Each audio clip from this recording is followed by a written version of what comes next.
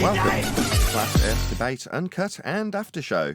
I'm your host Nathan Oakley, and if you are new to this channel, or you've not done so already, then be sure to subscribe, hit the bell notification icon and join button if you'd like to become a Nathan Oakley 1980 channel member and keep up to date with the Flat Earth Debate. If you would like to support the channel, there is a super chat that runs alongside each of these shows while they premiere, and there's also a Ko-Fi, Patreon, crypto and thanks button in the info box below the video.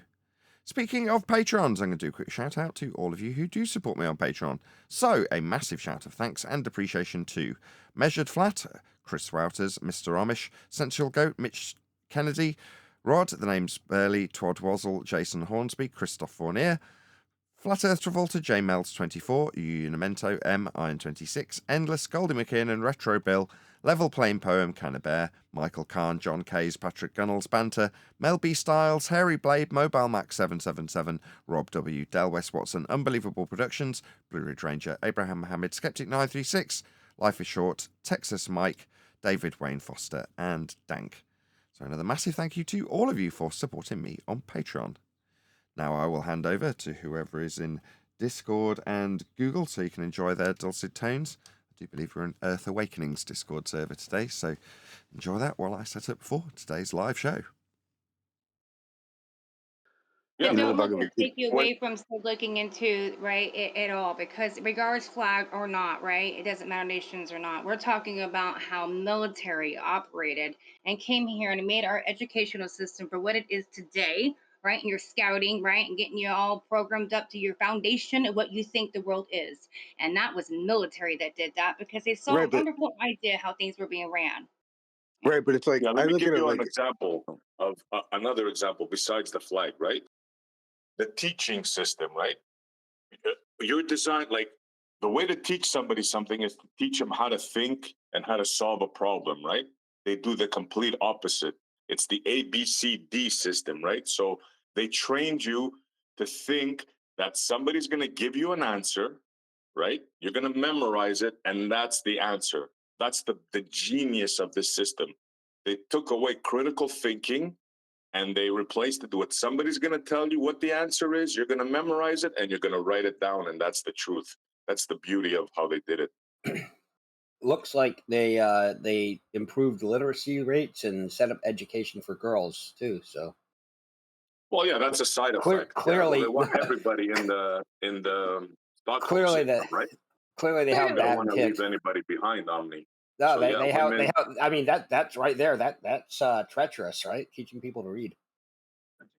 Are you serious, bro? Are you just gonna rush through what I said and say that women and children benefited from this? That's where you're going with this, for real? I don't draw the same conclusions that you do. Obviously, obviously, if you don't see that, bro, you're just blind. Of course, their literacy is going to have to get better because they're being programmed. So if they don't make us a little bit smarter, right, we're not going to understand their bullshit so that they're going to give us. So yeah, so you count that as a win. I count that as you're lining us up, right, for slaughter. That's how I see that. But I'm not saying the educational system isn't a good thing. It's how the educational system is being controlled, right? It's not that we don't want to learn. It's not that the basics of math are important or grammar and language and all these certain things that you're going to use on a daily basis. It's when somebody comes in and controls that and then tells you what the narrative is and tells you how this world works without actual any proof of especially empirical proof, right? You're not doing any science, you're not doing any of this stuff, but they're telling you this is the world. That was a program. They are doing empiricism. I don't think that there is any evidence that the world doesn't work the way in the broad strokes that we're looking at. But I will say that one of the things that you can most do to open people up to new ideas, including subversive ones, and you should agree with this, is teach them to read. Obviously. Really. Yeah. Well, that was already being done in the homes, right? You guys were acting like education still wasn't happening before all this was put into play. Of course it was. It was being done in probably churches and your homes and by parents and by groups of actual communities. We had education. It used to be called Sunday school. Youth group and Sunday school before school was standardized and taken over by the state with a fixed curriculum. It was from town to town, city to city. So that's actually not true. Rates of literacy were greatly improved by the Prussian system, and so whatever was being done before then was not as effective as what came after. That's not true. That's not true. That was one of the reasons why other countries adopted it. No, that's not the reason why they adopted it. They adopted it because they saw that this system conforms the citizen and shapes them and molds them to how they want them. Yeah, but it teaches them to read. It teaches them to read along with that.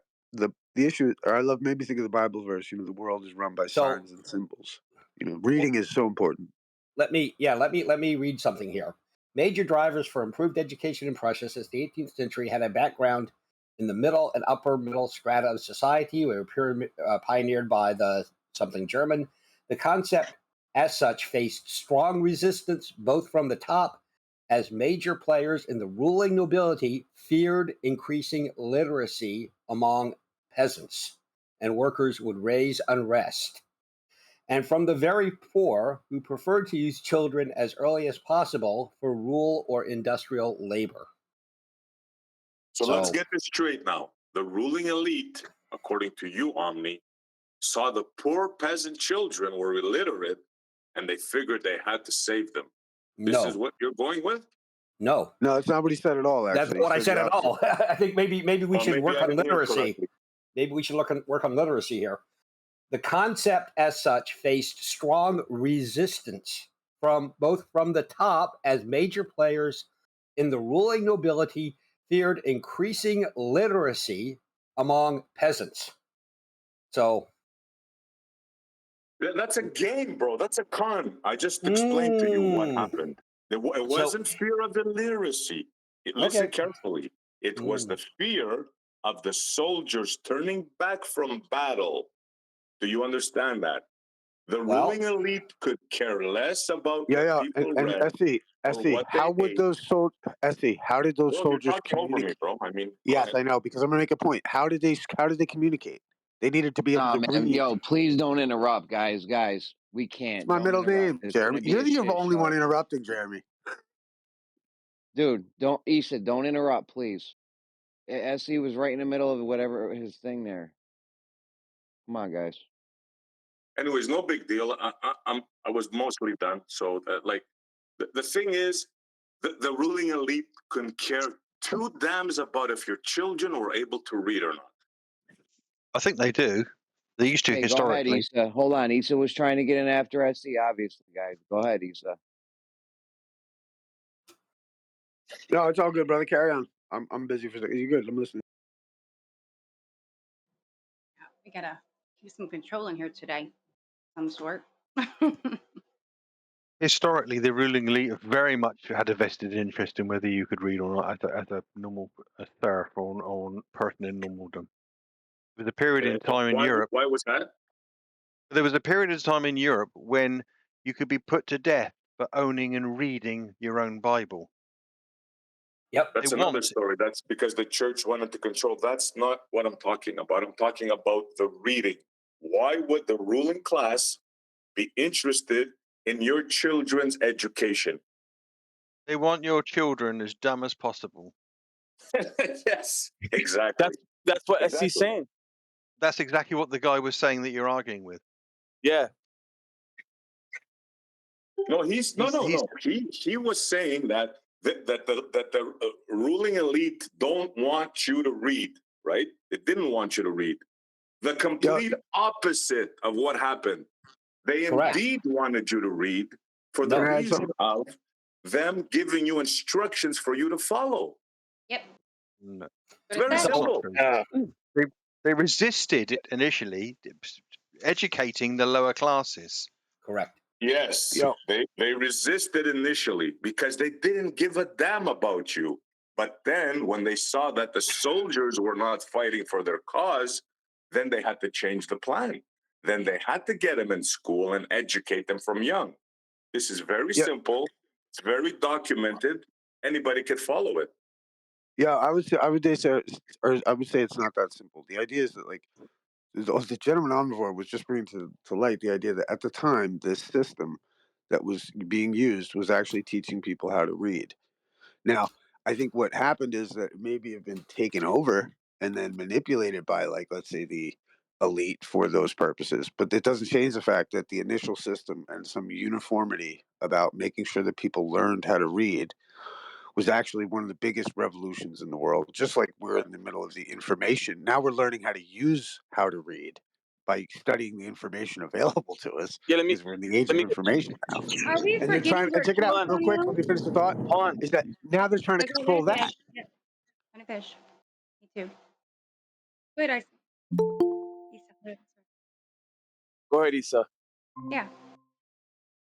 I think you got a No, I was call. just, oh, forgive me. I was just saying, like the idea that like there is no, like we want to condemn like everything communism, or we want to condemn everything imperialism, or we want to condemn everything capitalism, and really that's just not how it works. Is the good ideas from communism, or let's say like this uniformity of religion and education and this kind of like whatever, has its benefits. The benefit was that collectively we could share the information of humanity through reading, and then we could, disseminate it to the people individually. The problem is that the institution of teaching that then took over. Do you know what I mean? And then, like any revolution, and the best book on that is On Revolution by Hannah Arendt, is that any revolution is just immediately hijacked by the same power structure that was in control before. That's why revolutions are stupid. And so, like, I like a Trotsky, you know what I mean? It's the greatest example. Fucking, and like if you but there's good shit that came out of all these different systems. Like it's good that everyone can learn how to read. It's unfortunate that it took an institution to kind of do that and make it, because remember you have to have a uniform language to be able to read from. You Yeah, know what I bro. mean? It's like this Let's not weird. mix. Yeah, but you also It's have to well, think the Go thing ahead. about is the that fact. it's not that simple. It's not simple. Is Hold the on, point? hold on. I had next. I just want to say real quick that for thousands of years, right, the rulers of this world did not want people to learn how to read and write. It behooved them to keep people dumbed down, right, and illiterate and stupid so that they could be manipulated and controlled. They didn't want people knowing about cosmology. They didn't want people reading books. And for most of history, mankind were illiterate, besides the aristocrats, the intellectual elites that went to private schools and were taught, right? The rest of us were laymen, were serfs, right? And it wasn't You're until, right, bro. yeah, and it You're right. wasn't until, And go ahead. sorry, go on. No, yeah, go ahead. I want to get in when I You're get a right. And chance. yeah, you go All next. right, You're all right, right. coach. And not So, only that, Lion, right? They wanted to keep it that way, right? The yes, church wanted to keep the people illiterate and dumb. So when they read, they're going to read and they're going to tell them what is, right? That was part of the yes. plan. Right. Okay, you're right. But But I'll something be short. happened. Let me just finish. Let me All just right, finish. After a while, they realized that the papacy, the church, wasn't enough to control the people, to tell them what to do. Because in battle, people were running away. They were not fighting for their king. You have to understand this very important thing, right? People were waking up and they weren't following the orders of the church and their king. So that's why they came up with the Prussian education system, to make them salute the flag and to feel proud and this and that. It's all planned. now, So so hold on So real let quick. Let me. me finish. I didn't Okay, finish my train of thought. go ahead. So something happened that changed history forever, right? And I don't believe this was an accident. I think this was on purpose through divine sovereign will. That it was in Yah's intention for people, the majority of the world, to become literate, right? And what happened was that if you study the Christian Reformation with William Tyndale, the first man to actually translate the Bible into English, right? He was martyred at the stake. He was killed by the church. But it wasn't just the church. It was all the governments of the world, regardless of religion, did not want people knowing how to read and write. And then once there was people that were rising up and translating the Bible into other languages, people wanted to learn how to read and write. They wanted to be able to read the text for themselves and not be told what the text says. And then there were Bibles that were being printed when the first printing presses were created. The sole motive was to print Bibles and get them dispersed through Germany and Eastern Europe. And then people, for the first time, had the motivation to learning how to read and write themselves, and that continued all the way to the 1800s, where you had Sunday school, and youth groups where people are learning how to read and write, and it became a problem to the controllers of the world.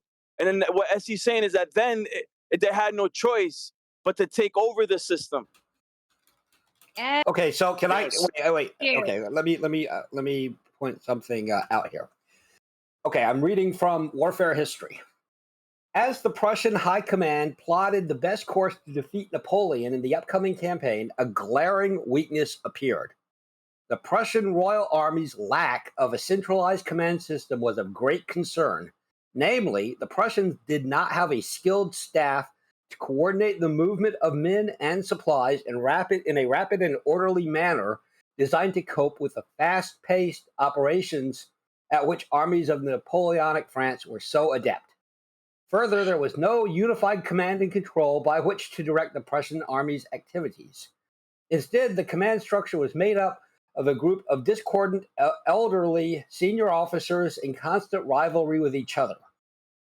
And it goes on to talk about how they lacked they lacked enough depth in their capability of handling logistics, which, as everybody knows, amateurs talk tactics or strategy, and pros talk logistics when you're talking about warfare like this. So I don't think that SE's claim that the reason for setting this up, the system of education, is because people were not fighting for their king. It doesn't matter what you think, bro. You read one article. Military. Just a minute. Either way, it was for military. So Let him finish. what actually happened, and you can, I'll prove me wrong, change my mind, is that when they analyzed why they got their ass kicked by France, which had a very literate officer corps and depth of it, so they had a bunch of people who could do that stuff. They were able to, they said, well, if we ever, run into another, another force like this that has that skill, the depth of skill that we don't, we're going to get beat again. And so that. So, okay, yeah, you're going to go on for half an hour, bro? That's it. Didn't we talk about concisive statements before? That's it, SE. You go. Okay, thank you. So, it's very good. You read an article. You think you know what's up, right? This is not how it's done, bro. Just by you reading one article, you're not going to change history. Don't believe me or anybody. Just check out the Prussian education system for yourself, and you'll find out for yourselves. It was done for control. It was done to control. Yeah. See, for me, I'm right there with you because I read a lot about this. And for me, if it would be set up, if it was just for military and to help out their, the people on the ground, the soldiers, right? You would have what you have right now, which is boot camp and stuff. And then, right, you learn that way. Yeah. You don't set up an entire world based on your educational system. And that was his plan. It was not just for the military and the people fighting. He wanted the entire world to be based on one understanding, a foundation set of people, the way they thought, a process, controlling them. He saw how well controlled people were, and he wanted that as well. So he made that educational system for everybody that is right now today. Yeah, and let me just say one more thing to clarify, right? It's the way the system is taught, right? It takes away critical thinking, right? It's a memory-based system. In other words, a teacher tells you what is, and then upon the test, you have 4 choices. Regardless of if you don't think one of those 4 choices is right, it doesn't matter. You're given 4 choices, and the one they tell you, that's right. That's the beauty of that system. Yo, what teacher hurt Hello. you? Hi, how are you doing? Yeah, give me a second. What Nathan's teacher supposed to hurt start you? a show. Isa, give me a second. Okay. Nathan's supposed to start his show today, here today. So just wanted to say what's up, Nathan. You ready to start your show or I'm not. We're in the middle of it. I don't care. This has been scheduled for today. No, not for another Hey, 20 Nathan, you minutes. there? You guys are good. I'm enjoying the conversation. Okay, another for 20 minutes. All right. Oi, Oakley. What Hey, up, bro? I don't want to disturb How you anything, doing? but good to hear from you. In a minute. Yes, man. Been a while, brother. Scientific evidence of what? All right. So I got 20 minutes to wrap it up. Yeah, I don't think it's accurate to portray that. Thing or something we didn't know about. Yes, it is scheduled. Okay, where do we find that at? So I know next time too, so we kind Well, of I prepare. mean, I spoke to Gio Okay. yesterday, No, I so didn't know if it's posted somewhere so we can like see we it and then we're yeah aware of we it like when you're talking. You know what I mean? Well, it was short term, so we didn't really get into it. Yeah, I mean, yeah, y'all still talking, Isa? If you what want to, Cool. what's Yeah, Nathan? what ask you him. were What's gonna say, Nathan think of it all? Nathan? What do you think about? I don't have a horse in the race. I've only got a very limited amount of information on the subject, which is to say, William Tyndale. Are you aware of who William Tyndale is? You mentioned burning people at the stake. 1526. Right, He started translating the first English Bible. correct. So the purpose for burning him was because of control. This is literally all the information I have on this. So what the church were doing was controlling the people through the priests. So the priest would divvy out the information from the Bible and rewrite it to their own ends for the purposes of control. And their fear of the peasants knowing what was written wasn't that just being able to read would give them control. It would expose their methods of control, the priesthood's rewriting of the stories of the Bible, in order to get tidings and various other things that they wanted to utilize to control the peasants. So if the peasants can read the Bible, they can see where they've changed bits of it to keep control of them. So what Tyndale did was take some of the priests' books and basically translate from, I think, Greek to English. And you'd have things like the Bible in Greek would say, I don't know, the circumcision of Christ. It would have one sentence. It came to the time that the child should be circumcised. End statement. And in the priesthood's version, there's a whole elaborate hoo-ha about the event, and there's people coming, there's a party, and there's guests, and they just elaborate. Now, I don't know why that particular story would be used to exercise control over people in that instance. It's just an aspect that my father happened to write about when he wrote a play about William Tyndale and his plight, hence I know about this subject. But the whole reading aspect was to not expose what the priests had changed. If they can read that. No, it doesn't actually say that. Yeah, that's all I know. That's my two pennyworth on the subject. That's And yeah, precisely you why they believe did that it. the first printing presses though that were made to literally print literature at a fast rate, the main motive was to distribute Bibles in Eastern Europe. That's how we ended up with printing presses and printers to begin with, which Yeah, but increased bro, literacy rates all over the world. And then, but hold on, we're entering into the age of Aquarius, and I'm not too like deep into astrology, bro. But we were told in the Bible that in the end days that people would go to and fro, and that knowledge would increase. And we're at the tables that flipped historically. The tables that flipped, where now most of the population knows how to read and write, dude. Where before, most were illiterate. Completely different paradigm right now that we're living in. oh, hold on, Travis. I was next, I think. So, but do you understand? You understand that it was all done to keep people dumb, just like what Nathan said and what I said before. The church wanted to keep you illiterate so you don't understand what's in the Bible. Is that understood? We talking me? Well, in general, yeah. Yeah, of course. Of course. Okay. Keep the people stupid. And then the church didn't get their way, and everyone learnt to read and write. Not exactly. Exactly. Yep. No, there's more to it. The other guy, I can't remember which one of you said this, but there's more to it than that. If you want to control information as opposed to literacy, then literacy is a part of the flow of information. Therefore, it's beneficial to have your subjects literate if you are the one controlling the information that they read. The same thing applies now, just to a much more technologically advanced state, right? We put out information as flat earthers. Where does that information end up? At the bottom of the lists. It's not preferred information.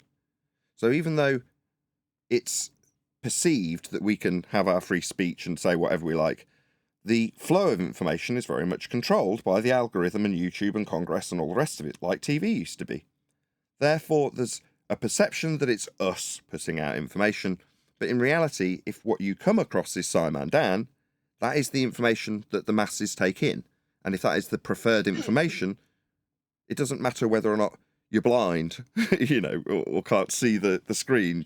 The same comparison to being literate, or if you don't have an iPad. If you can get exposed to the information and the information is what they want you to be exposed to, then jobs are good. And currently, I don't think literacy is actually that important because of the way information's put out there. But there is a connection, i.e., the powers that should not be, if that's who that's the only question I was going to ask, actually. You keep saying they. Who are they? Because I can only example the church in the case of Tyndale, but beyond that, and Congress and government now, but in between, who are they? The rulers of this world, governments, controllers. But what they've done is they've hijacked the curriculum. They've hijacked the system because people were learning how to read and write independently of the rulers. They were even teaching flat Earth, bro, and biblical cosmology in private schools all around America. In the 1800s, the Puritans, the Quakers, the Pilgrims. And then all of a sudden, that was a threat to the system. They hijacked the system and imposed a standard curriculum where now we're all forced to read a certain curriculum and learn that specific curriculum that's based off of, the Copernicus principle. Exactly. Now, hold on. There's two things here now. There's two things. What Nathan said, there's a before and an after, right? The before is they wanted to keep you dumb by not letting you read. That worked for a while. But then when people started reading, then they realized they had no choice. They had to take over. So what they did is they usurped the reading part. So they took over that control as well. The reading like in part, 1984, it was bad. Ministry of Truth, controlling the information. Yes. In 1984, this is exactly what 1984, the destruction of language. They control the vocabulary. They control what words are in the dictionary. Dictionaries used to be super thick, and now they're super thin. The reading part's never been uncontrolled.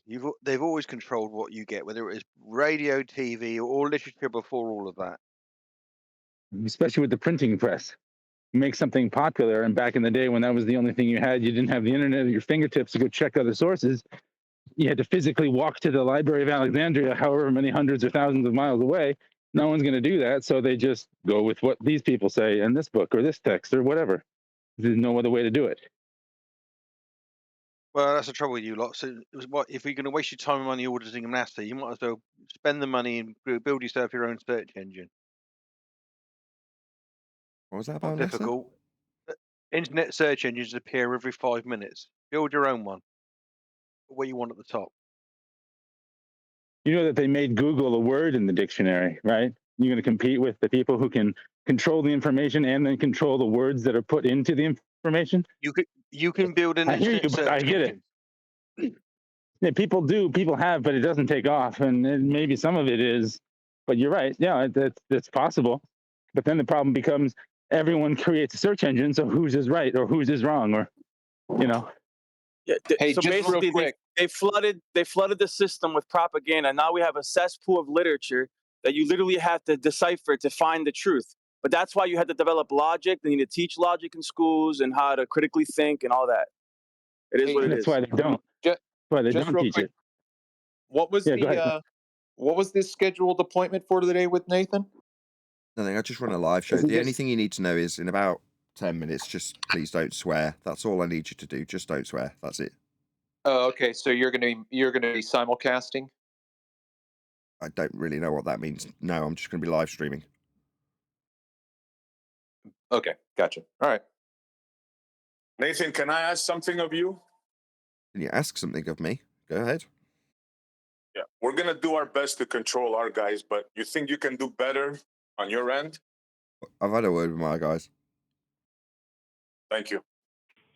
What are you trying to say, Montreal? That I'm uncontrollable? Yes, that's just Wait, there he is. quite literally, Actually, you quite, man. Mute that dude. quite precisely what he was saying, and he wasn't that subtle, Neil. And just to think, I was warming to you, SE. Yeah. Good response. What did you mention Go to about NASA? Brooklyn and get yourself a hot dog with some sauerkraut on it. Would you already? Come on, man. Forget about it. What did you say about NASA? Is it Pazza? Am I saying your name, your handle correctly? What's that? I heard you mention NASA. I just didn't know what you said. Oh, I said, there's a throwaway comment. I said, rather than waste money, time and effort trying to audit NASA. So spend the money and time and effort building what you would consider an unbiased search engine for the internet. What does that mean? Auditing NASA? Or to audit NASA? What do you mean by that? You don't know Nathan? It's auditnasa.com. No. What's that? Never come across. You must have come across auditnasa.com. No. Once I figured out that they were faking it all, I just divorced myself from them, turned my back on them as liars. Okay, well, I'm sure people here can enlighten you, but Witsit's got an endeavour to raise funds and resources for people to go around and give former and current employees of NASA a good grilling. Why? To reveal the truth behind their Now, lies. well, just for the record. I told you, Nathan. Hold on, Neil. Hold on. Just for the record, I stand in 100% opposition to that. The reason it started. The reason it started is because in Florida, one of the senators, congressmen, someone of some political stature, went in front of a committee and talked about how there's the ISS is faking footage and there's all kinds of glitches and all kinds of problems with the NASA footage, and that they should be audited. And he's in Congress or in some political arena saying and like shedding light or taking that subject serious of a government organization that should be able to be audited or checked and balances. And it's sort of running with that. That's where it started. It's more for normies to get an idea about it, or at least to plant the seeds of doubt, because this is all the footage that people are pointing at to say, here's the proof, and that stuff needs to be audited. Of course, but there's a significant difference between a governmentally mandated financial or administrative audit of an organisation, with all the full force of the law behind it and the court, as opposed to Witsit and a few people going around asking pressing questions of former employees in the street and the supermarket. Hold on. Well, no, but if I don't think they're actually trying to do that. They're trying to gain money to have an audit. Go for it. But they're trying to make money for it. Yeah. I assume you mean that the Witsit version would be a kangaroo court, and the official audit would be official and efficient.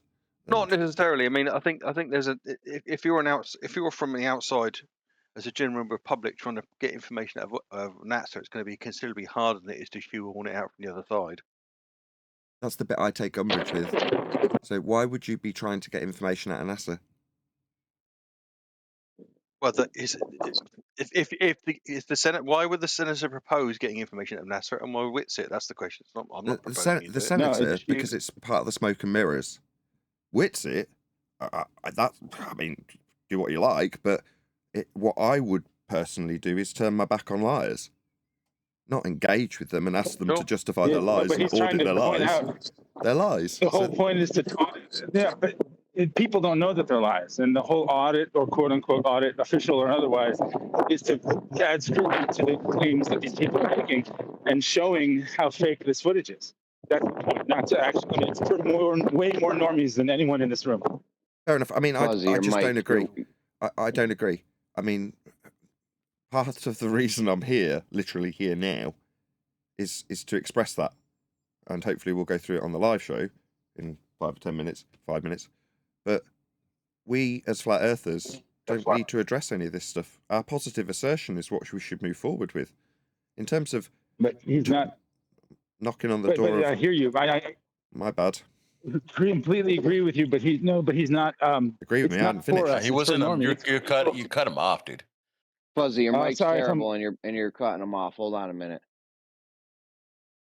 I don't think going pitchforks and torches to the door of NASA is the right attitude. That's all I'm trying to say.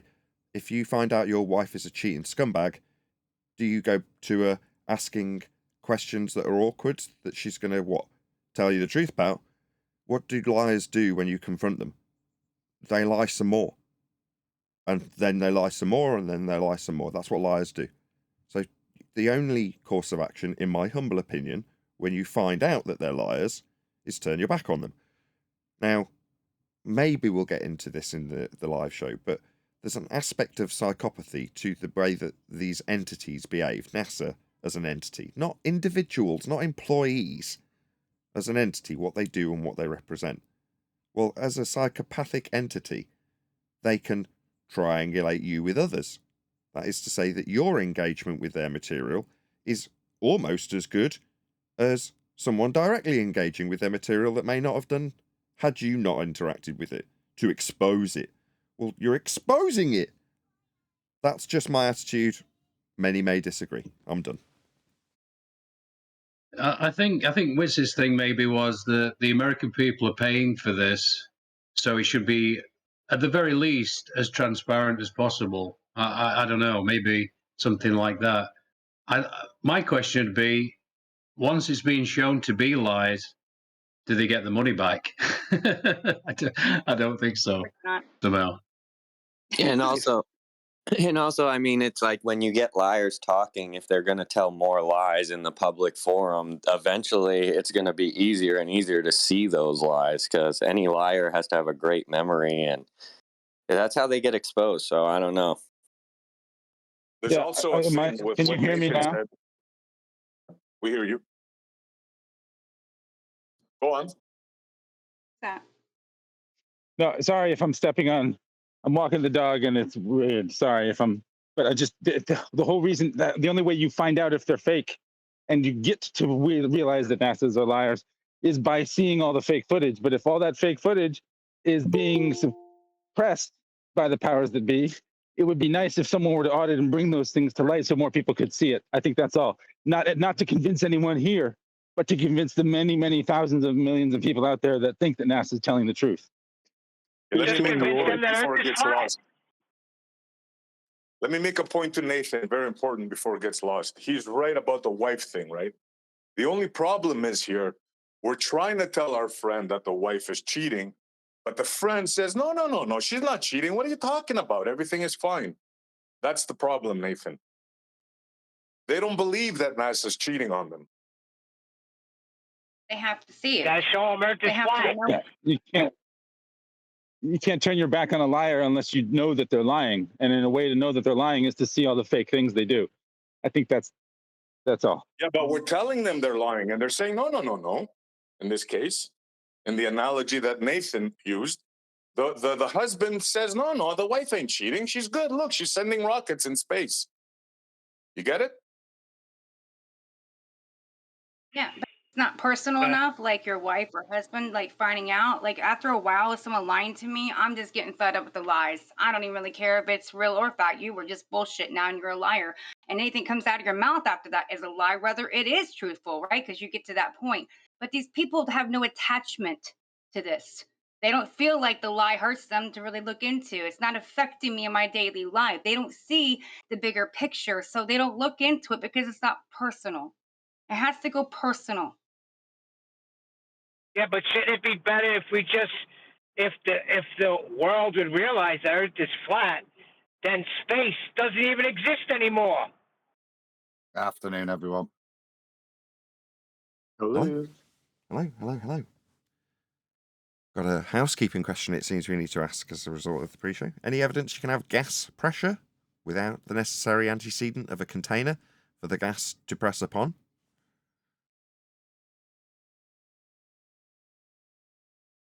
Yeah, NASA says gravity contains it. Gravity's not a container, nor is it a force. I agree, but NASA claims it. The problem with NASA claiming that gravity is a container is the assertion that the effect out of date by 109 years that a force would impart on the gas would lead to the assertion that gas goes down.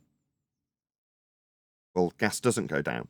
All of our gas that we are breathing is produced at ground level and makes its way up. Now, obviously, there aren't any gas-producing entities in the sky. They're all at ground level. Therefore, it dissipates and gets less as you go up in altitude. Now, typically, it'll form part of a cyclical system, but all of which is requiring a contained system to achieve any of what I've just described. So for gas to have a container from a non-force of bending pseudo-Riemannian force space-time is, number one, absurd, number two, mathematical only, not physical, and number three, would infer that gas goes down. Gas doesn't go down. There's not pools of gas. We're not swimming around in gas. It expands in all directions and would fill whatever volume it had to fill. If the sky was a vacuum, we would all be dead. None of us would be breathing. We'd have no gas to breathe. Yeah, not only that, but the gas where they say the most gas comes from, the ocean, is the place where it happens to be the constant. So that's where the most gas is coming from, would be the ocean, according to these guys. But the point is, it's going up from ground level upwards as it dissipates. It may get thinner. The reason I dropped that in twice is because their rebuttal is to say, well, we have a gas pressure gradient. Yeah, you still need containment for a gas pressure gradient. It's a delta of gas pressure, which requires it to press on something. You can't press on a sky vacuum, and gravity's not a force. Bent 4D space-time won't cut it. Any scientific evidence of gravity?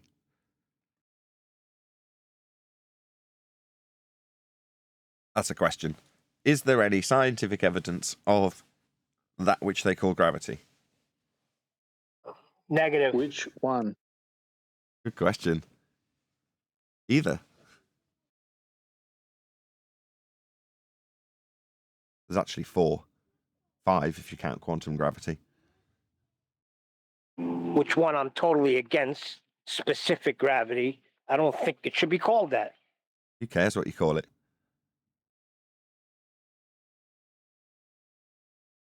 I don't care Gravity's... how many there is. Say again? Is there 10? I don't care. But is there any evidence of any of them? The answer that I've always found is 0. There's none. Well, yeah, there is. There's one. The one that Neil just objected to. So specific gravity is just an ascribing of the word gravity to an effect we would call relative density.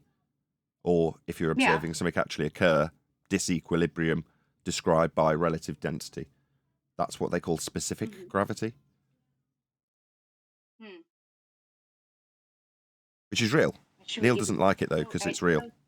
I don't like it either because it's real, but the fact that they call it and the word gravity is in it is why people don't like it. It's just stupid. We already have a thing in our head, an idea of what gravity is told, right? So that don't fit. Just so it's a back and forth in your mind. I get it. They're just diluting it down, aren't they? It's like putting loads of false stories in for an event that you want to lie about. So in the case of gravity, you've got Newtonian gravity, which is the force. You've got Einsteinian gravity, bent 4D space-time. You've got quantum gravity. You've got the incoherent dielectric acceleration and specific gravity. So there's 5 of them. Okay, we have somebody that has an opposition to the thing. Omni, you want to go? Sure. So I'm not sure we're going to agree on what gases are or what gas pressure is, but you can 100% have gas pressure without a container. It's super simple. So what do you think gas pressure is, Nathan? Show me gas pressure without a container. What do you think is the mechanism behind gas pressure? I don't know. I just want you to back your claim. So let me get it straight. You're going to put a baseless assertion and a question to me, and I'm just to accept the baseless assertion and only focus on the question about my understanding of what gas is. No, you said you... Right, because if we're... My bad, still talking. You said you can have gas pressure without a container. That's the question. So do you want to answer that? I've got Bumblebee flying right next to me. Okay, so, that wasn't expected. So it's super simple. I'll explain. Since you want to answer the question, I'll explain for your audience. No, I didn't accept your baseless assertion. You've ignored what I've just responded to you, and now you're... Sorry, we're already into talking through people. You talking through me. Right, what I've just said, I'd like an acknowledgement for before you just say, so you're not answering the question. That's not what I did. What I said was, you asked a question and made a baseless assertion. The baseless assertion was in answer to my question about having gas pressure without a container. So given that you've made a baseless assertion, now it's chanting through me. Yeah, you need to make this that I'm talking through you. No, what's actually occurred, I'm going to summarise. I asked a question. You answered with another question and a baseless assertion. The baseless assertion was in an address to my question. So don't tell me I'm not answering the question. You've given a baseless assertion to my question. Now I'm going to ask you to show gas pressure without a container as per your baseless assertion. Not tell me I'm not answering anything. Back your baseless assertion. All right. So gas pressure is caused by particles, atoms, or molecules of gas under pressure or expanding, hitting something and exerting force on it.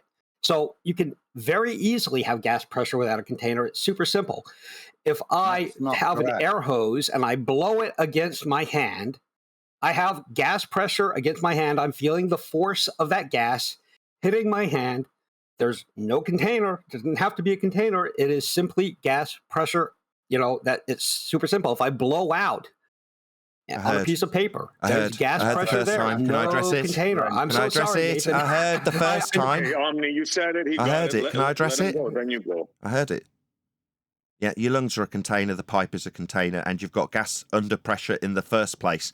So first of the three containers, where'd you get the gas pressure, which requires containment, in the first place to be breathing it? That's the first question. Second question in response to your baseless assertion, and now no evidence other than containers like your lungs.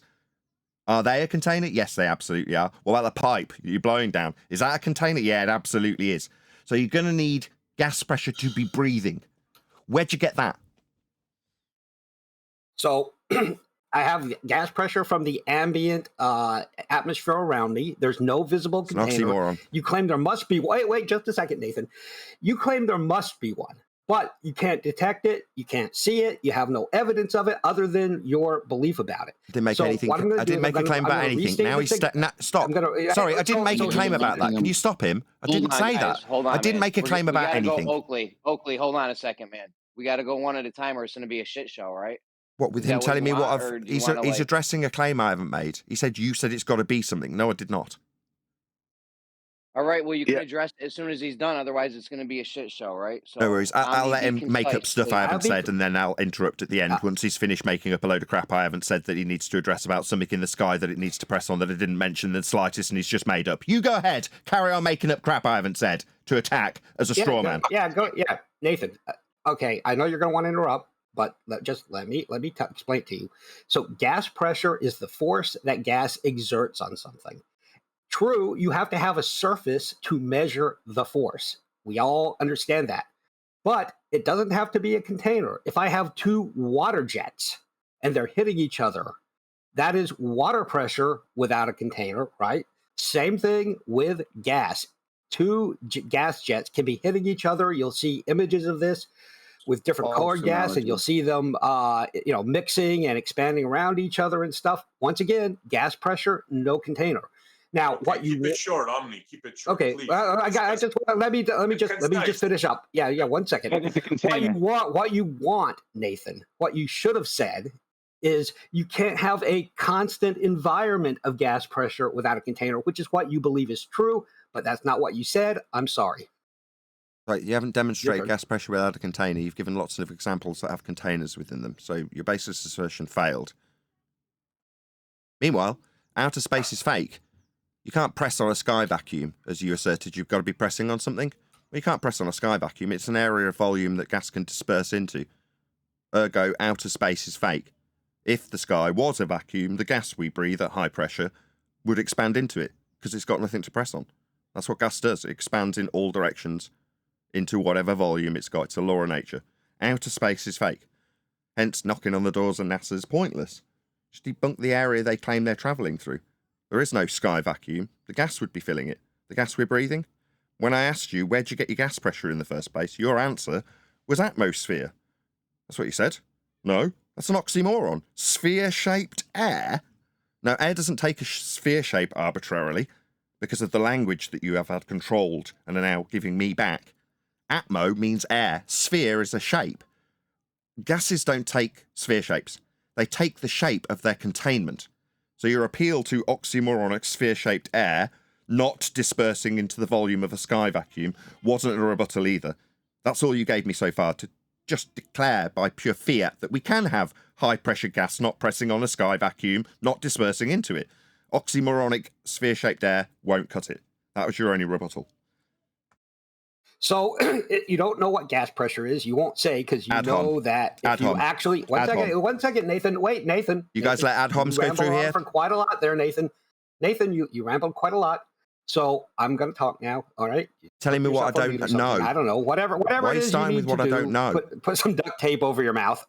whatever it takes. I mean, how Wow. about this? Ask him. Is this Why don't going you to just rephrase him? continue, Oh, Nathan? okay, I will This is happily just- rephrase this it. is Ask. him not addressing anything with the question that he's coming to say he could answer. He's demonstrated generating partial pressures by using containers. He's straw manning and throwing ad homs in. This is kind of hey, guys. intolerable as a level of I know we conversation. can't. And even now, Abby, look, he's just over. please rephrase your constantly. question. Yeah, Please, Nathan. It doesn't need to. We're summarising what's jumping on happened, top of other guys. people as well. Guys, I don't You need your to assistance. Take it one at a time. Doesn't matter if he. Yeah, thank you for the excessive moderation that I don't need.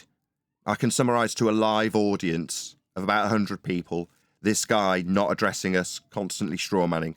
Now, while you guys want to work out your over-the-top administrative nonsense while I address my live audience, you can. It just won't be tolerated by me. I've got a live audience to concern myself with. Okay? I don't need the OTT moderation. When he starts rambling and ignoring me, Adam will get to summarise what he's doing, which is ignoring me.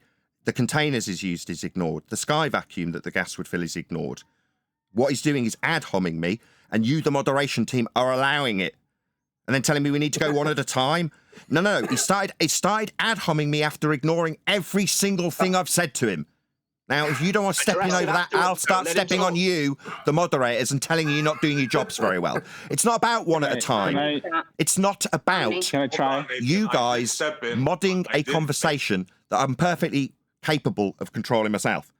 Yeah, it's not necessary. He's not addressed anything. That's what Adam was explaining. I'm still being moderated, it seems. Is that your shtick?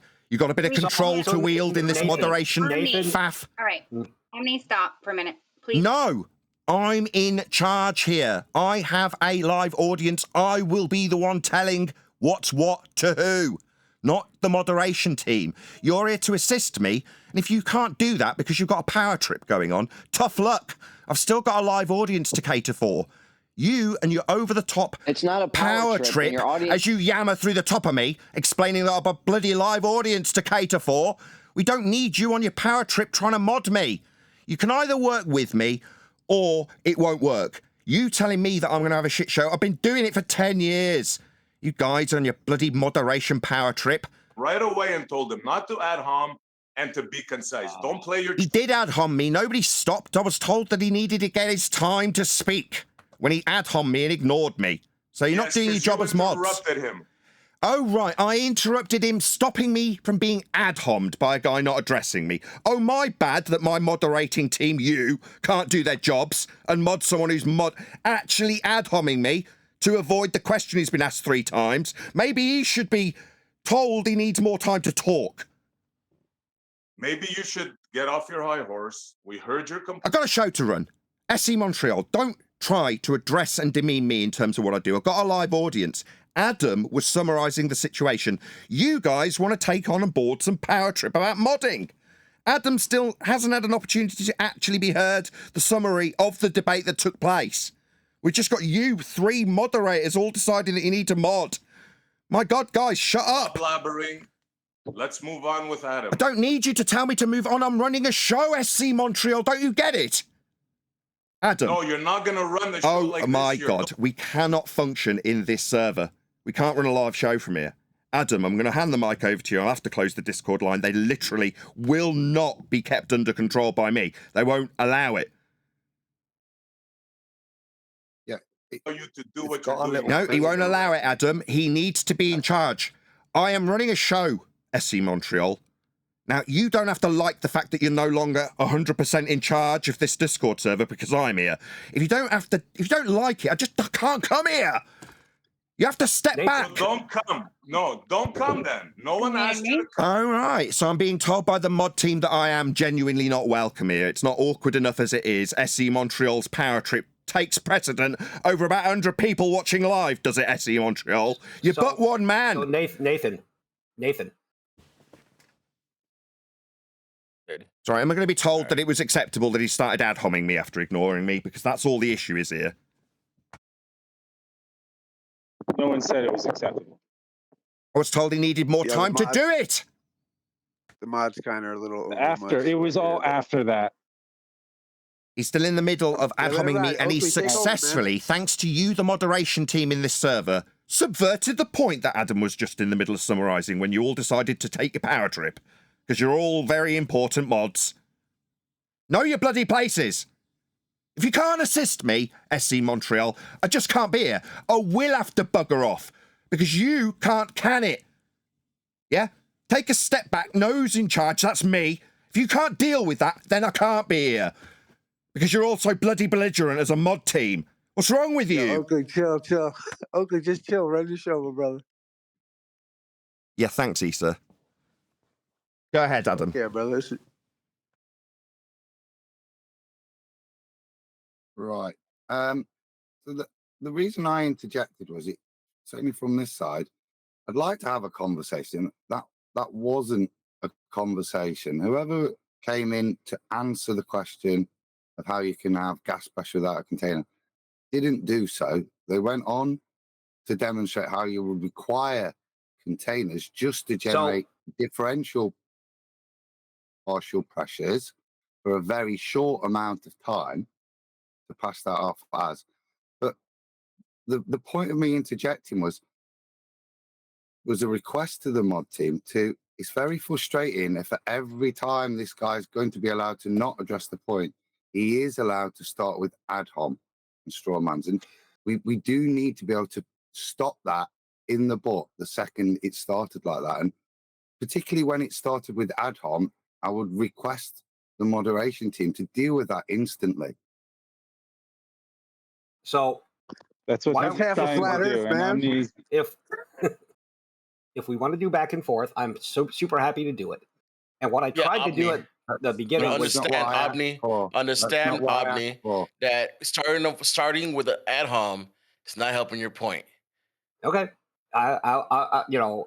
we can all hear Nathan, so yeah, I'm okay with that. I'll take it under advisement.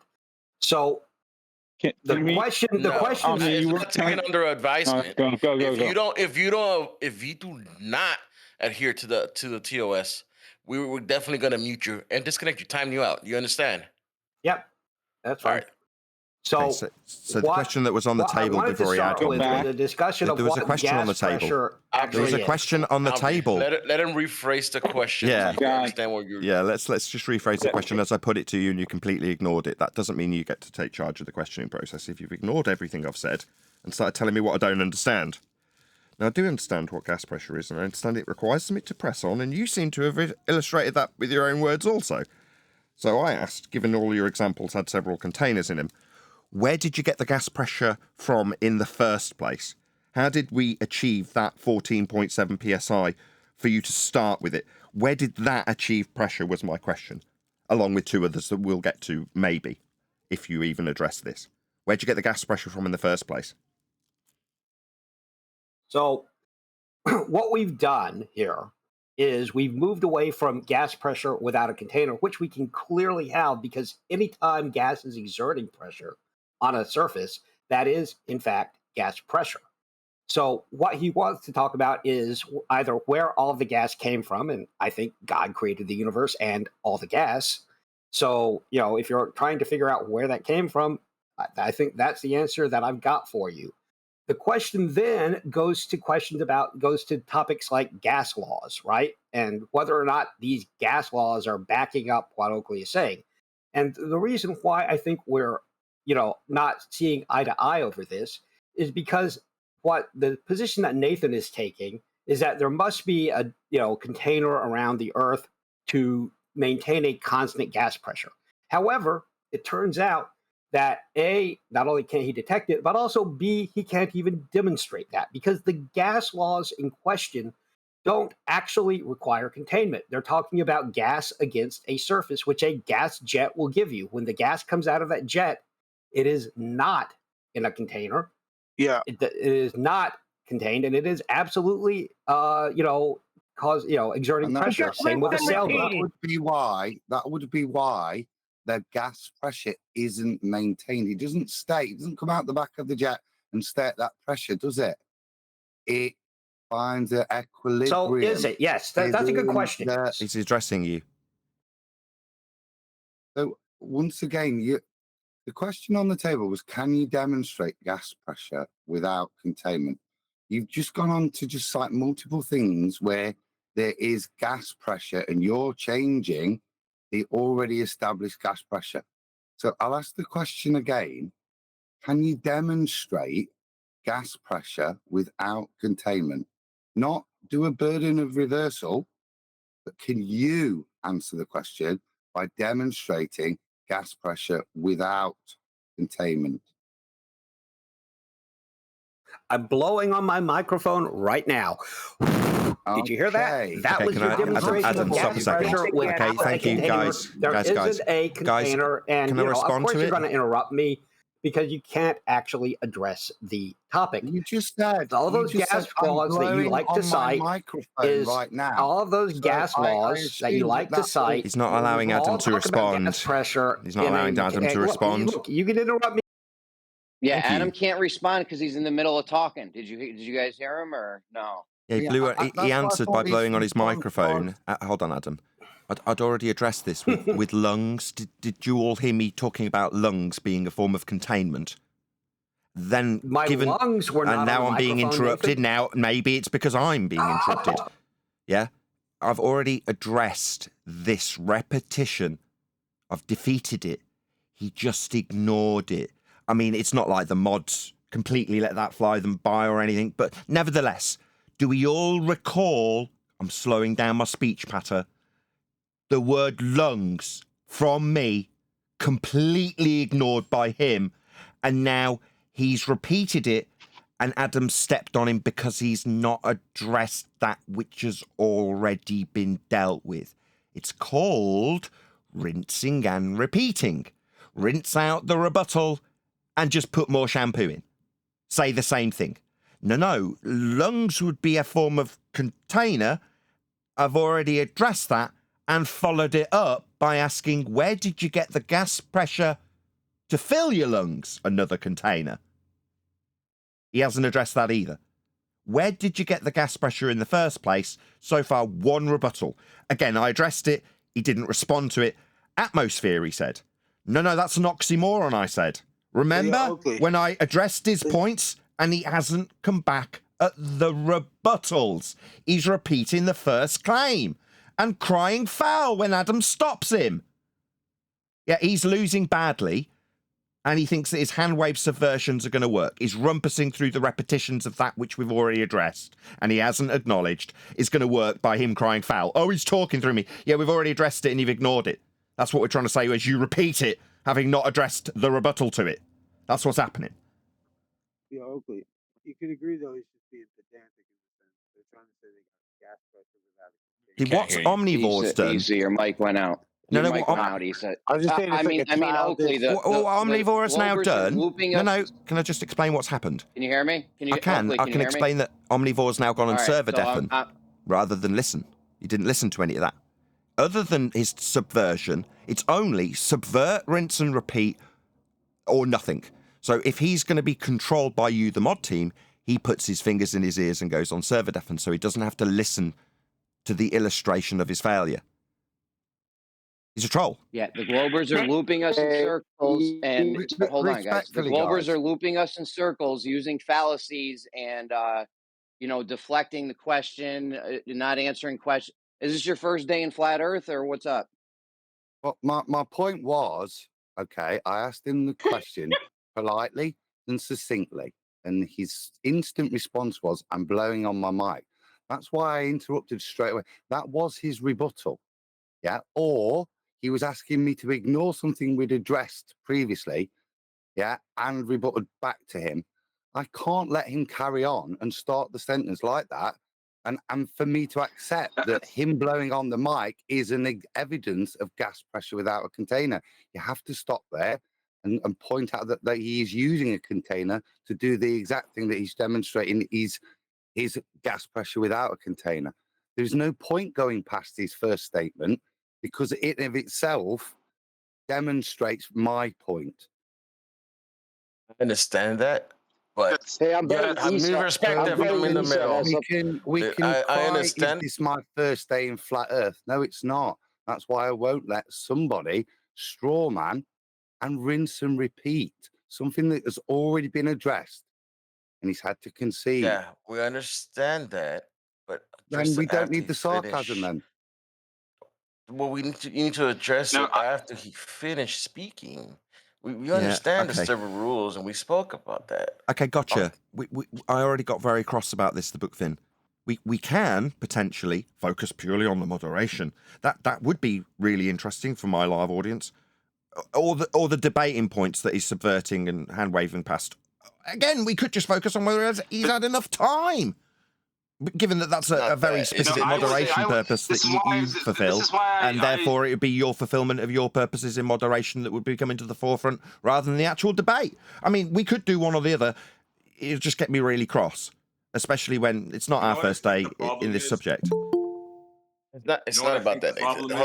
Hold on, Essie. Hold on, Essie. It's not about that, Nathan. It's the when you start speaking when somebody else is speaking, it's audio chaos, and you're one that loves not having audio chaos. This is what we do. What we do here. Yeah, I got that. Yeah, and what we do here, right, is we don't tolerate I say something fallacy. here. So we need you guys to work with us, right? We need you guys to work with us. So when we do, we will have manners. But if somebody starts with a fallacy that shouldn't be proceeded past, right? Recognize that's what we're doing. We're not being rude, but we need you then as the mods to recognize that we are holding up a fallacy and it can't continue. And so you as the mod needs to support us there. Yeah. So the conversation and the debate without the distraction can go forward. That's the problem here. Hold on. Let me say something, please, Stacy. I think I have found the problem here. That's why we're getting excited. They think we're in debate mode and we're in conversation mode. We have a communication problem here. We do things one way, we let people finish talking. They're in debate mode. They want to stop as soon as they hear a fallacy. This is the problem here. Yes. It's not a problem. It's my show. That's the show I run. That's the show I run. Wow. No, it's a problem. Yeah, very telling. So it's a problem that I'm going to be running a show from here for SC Montreal. That's basically what he's just said. Okay, so it's a problem for you, me being here, SC Montreal. I see. I interfere with your very important moderation tasks. I see. Thank you to Roger Ledwell for shouting out, for smashing the super chat. I'm sure it'll get rumpus by one of the moderation team who are more important than you giving me money. Roger Ledwell, thank you very much. What? I just realised they are pissed off at God. Who are pissed off at God, Roger Ledwell? I don't know. I was trying to debate the dude about gas pressure and where he got it from. He went on server deafen the moment I tried to actually point it out, and now he's heard it being repeated. He's going to start chanting through me because he's heard me, and now he's on server deafen. I subtly, when I noticed he was off server deafen, repeated the question, which he immediately started chanting through because he's only here to subvert. He's not here to continue the debate. Yeah? And you need to recognise that as moderation. It's not telling him he needs his time to finish. He's only offering up subversion. That's why I wouldn't listen. That's why I muted him. Because it was becoming hot chaos, and I was trying to point out, I didn't want to interrupt, that he is ignoring the lungs again. But Adam got to it first, and then all the interruptions happened, which is why I muted him to point that out. Because that's his tactic. It's not about mods. No one here is like... That's his tactic. I know, it's omnivore. I know, he has got nothing, but that doesn't... I get it. Yeah, we overcame his points. That's it. You were defeated, Omni. So the lung business is absurd, and let me explain why. So the gas, the air in my lungs is, yes, pressurized. When I blow it out, it is leaving the container and exerting gas pressure on the microphone. The microphone, no matter how much you want to try to redefine it, is not a container. So what we're seeing there is gas going from a pressurized lung to a pressure force against the microphone, which I assume you could all hear. So no, we aren't ignoring the lungs. What's happening is someone's trying to define what gas pressure means and what container means. I asked you where you got the pressure from in the first place. Hold on, Adam. I asked you where you got that pressure from. The existing gas pressure for you to breathe into the containment of your lungs. That is not achieved by oxymoronic sphere-shaped air. I asked you where you achieved gas pressure in the first place. It still hasn't been addressed. So that's the etymological fallacy, and you can look that up if you're not familiar with it. It means that when you're taking the roots of a word and trying to apply it to any logical use of the word, to say, hey, horizons must be horizontal because the root of the word horizon means horizontal. Therefore, I don't have to have any evidence of that. That's just how the word was formed. That is a actual fallacy, and you can go look it up, etymological fallacy. Okay, can I address that? Check it out.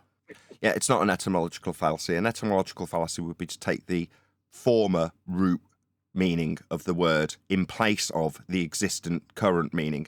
I'll quote NASA. Gas pressure is the force exerted on the walls of the container, end quote, NASA. That's a current definition, not me employing some old English definition of gas pressure. Meanwhile, that little subversion didn't take us away from where you breathed into your lungs the existing gas pressure and where that was acquired from. I was just accused of a fallacy falsely. I didn't use an etymological fallacy. I didn't even define the word when he accused me of an etymological fallacy, which would only be relevant if I'd defined something, which I didn't. Meanwhile, gas pressure is the force exerted on the walls of the containment, end quote, NASA. That's a current definition. Definitely not an etymological fallacy. We still need containment according to NASA's definition, though. And you're breathing gas pressure. You haven't explained where you got that from, given the oxymoronic sphere-shaped air rumpusing through the end of the question. The oxymoronic sphere-shaped air, so far, your only rebuttal. That's all you've told me in terms of where you've achieved that gas pressure from in the first place for you to breathe it into your lungs. You can't have gas pressure without a container, and if the sky was a vacuum, that's your positive claim, then the gas at high pressure would fill that space. We'd all be dead. The sky is not a vacuum. That's the conclusion of this debate.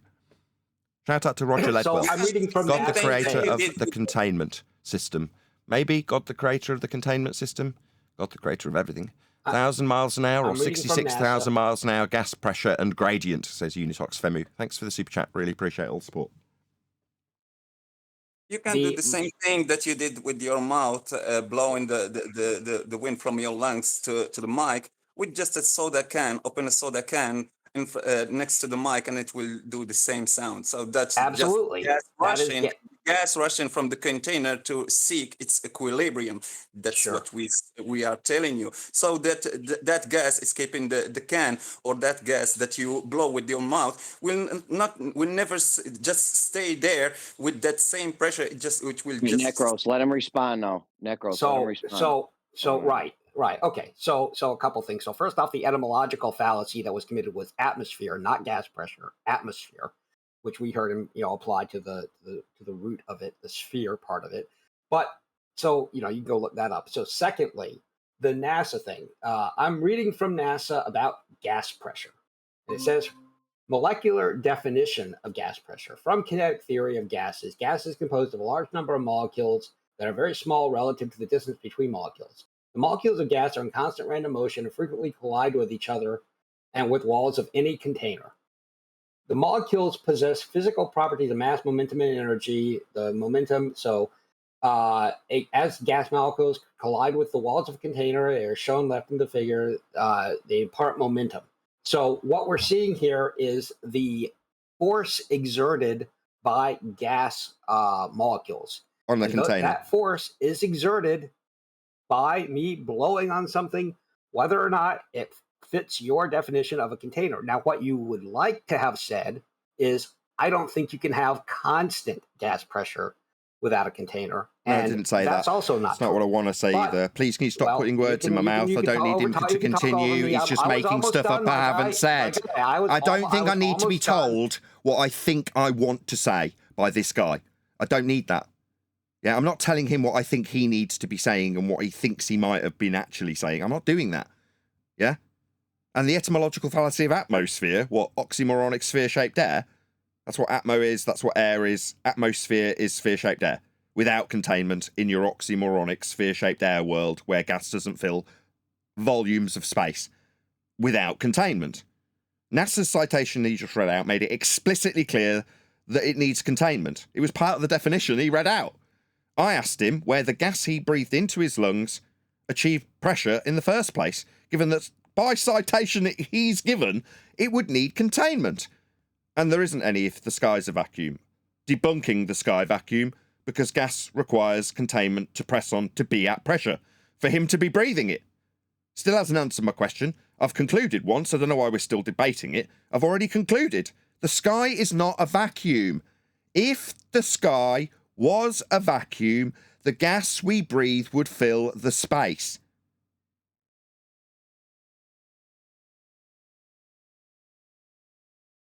So, as an example, that would debunk what you're saying. If I have a container, let's take the soda can that he talked about, and I have two liquids in it, or a solid and liquid, and I have the can sealed. There's no gas in it, just the solid and the liquid, and the chemical reaction creates gas. When I open the soda can next to the microphone, it will create gas pressure against the microphone without a container. And when you ask, where did the gas come from? The answer would be from two non-gas substances that had a chemical reaction.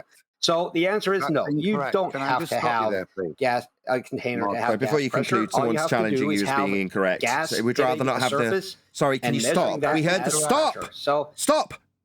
We heard you. Okay, we heard you. He's just I'll rambling and monologuing so he gets further away from the basis assertion that needs challenging. Adam said no, that's not correct, as he started summarising it again.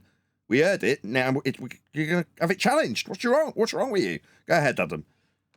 Okay, so in your analogy, when the soda can is not open and the gas pressure is building up inside the containment, that's when you're getting gas pressure with your containment.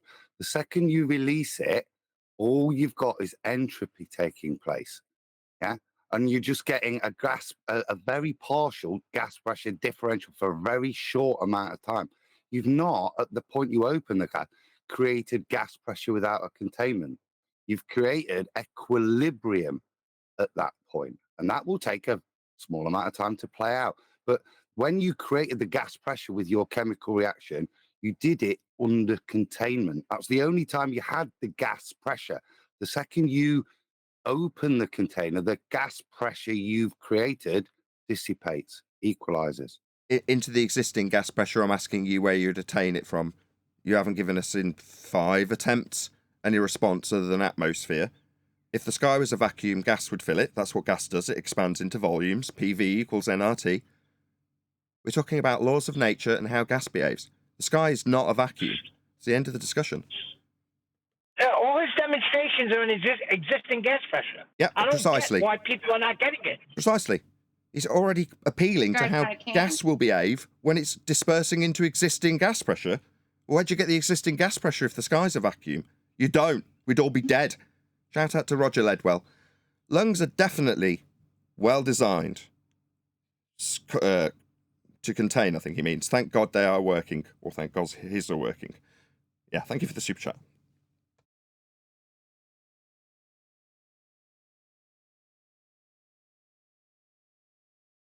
Okay, brilliant. Glad we've actually concluded.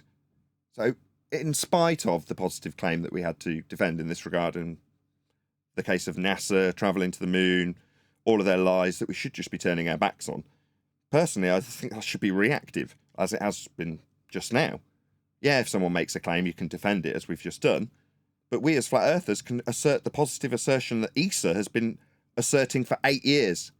Earth's measured flat for celestial navigation. It's all treated as one flat plane. There is no elevation changes whatsoever. Quite the contrary. The angles don't change as you raise up or lower your position with respect to the stars. Earth must be treated as a parallel plane. That is to say that the ground and sky are parallel with one another. That's how it's dealt with. That's how it's mapped. And we should be making that positive assertion as flat earthers moving forward. Tell them it's measured flat. That's how Earth's dealt with. Their concerns with their fundy sphere belief are theirs. And if you've got an advanced debating understanding, you can challenge them if they make their positive assertions to you. But you should make your positive assertion. You're a flat earther. You should know how Earth's measured. And tell people if you want to go forward in the discussion. On the front foot.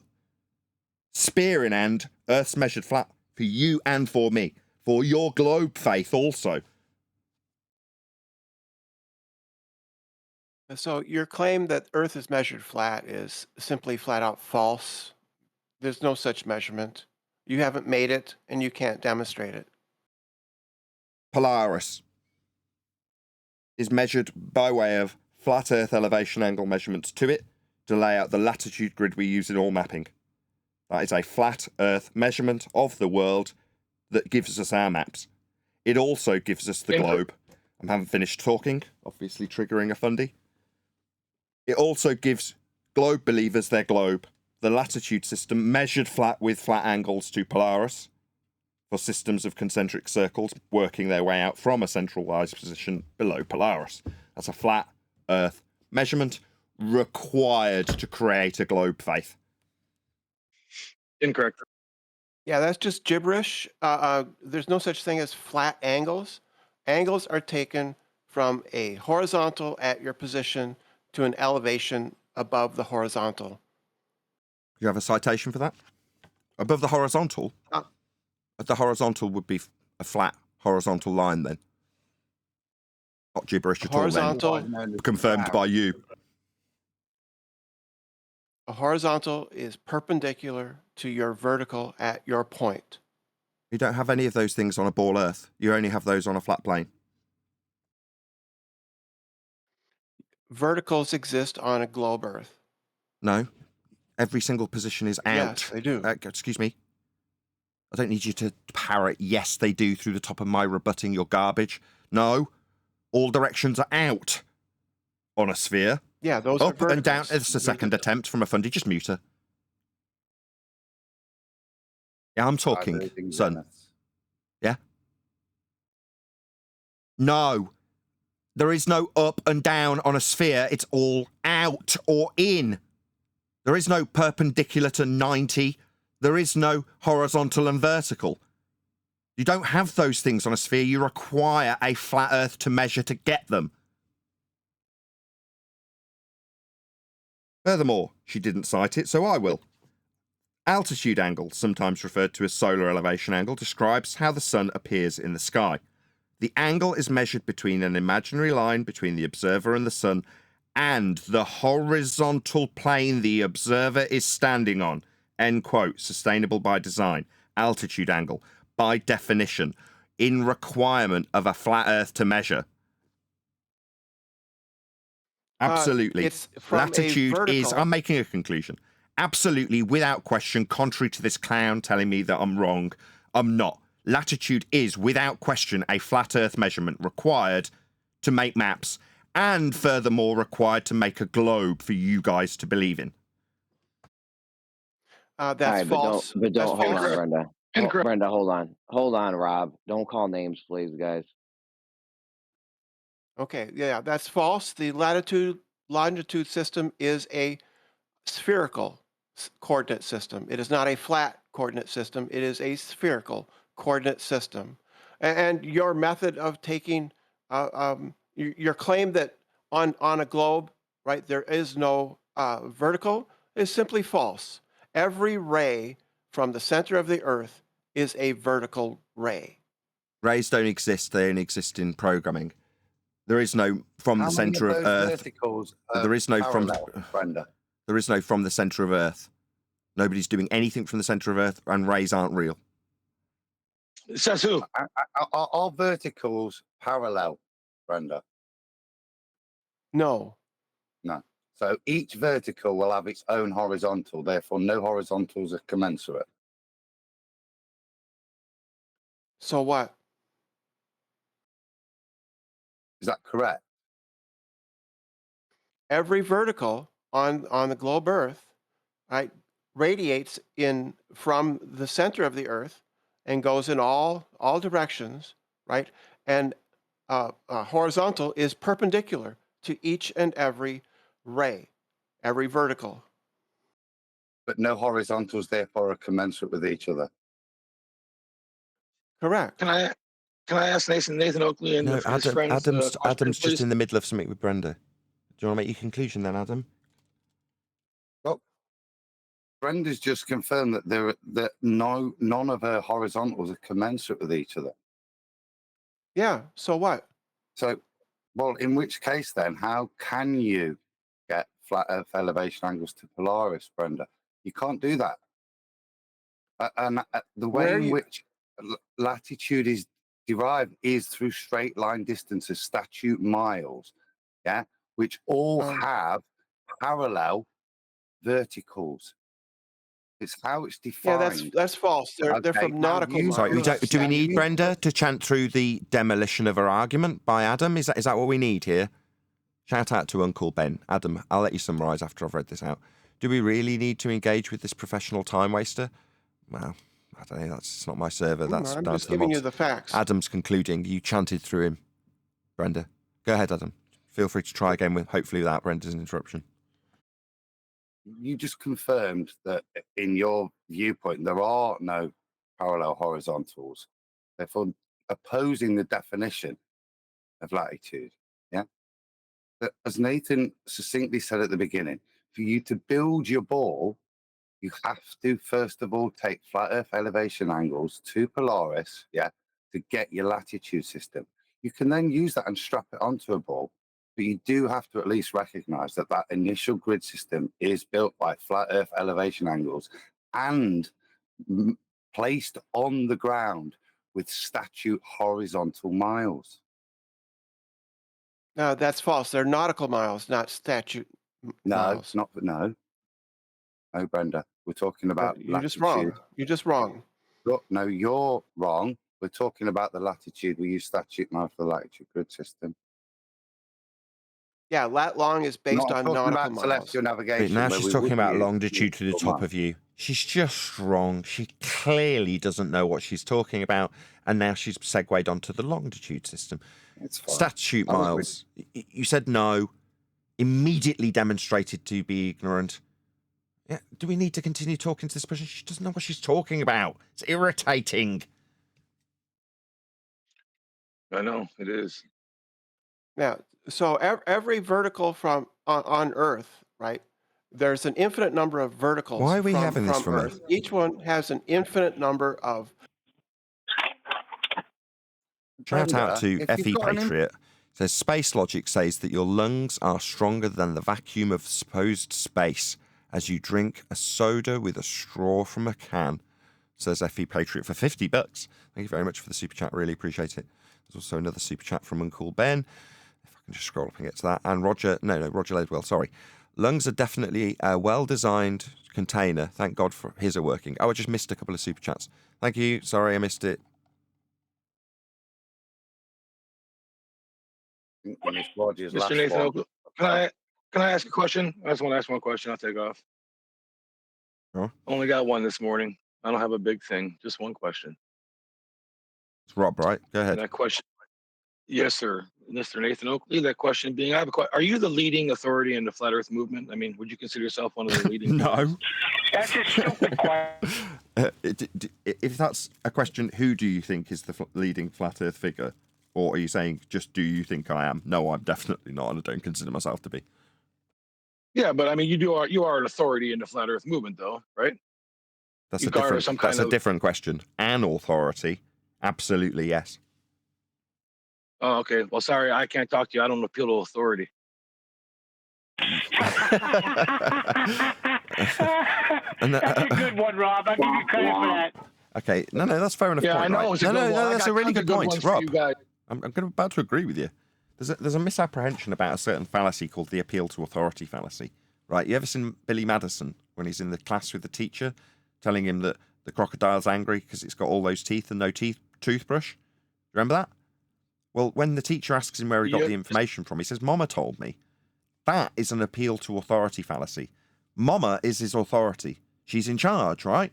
Does that mean she knows about the medulla oblongata? No, it does not. But he thinks she's the authority on everything. That's an appeal to authority fallacy. When you appeal to an actual authority, you can do it in one of two ways. You can appeal to them to support your argument, or you can use them as a hostile witness, like I did with NASA.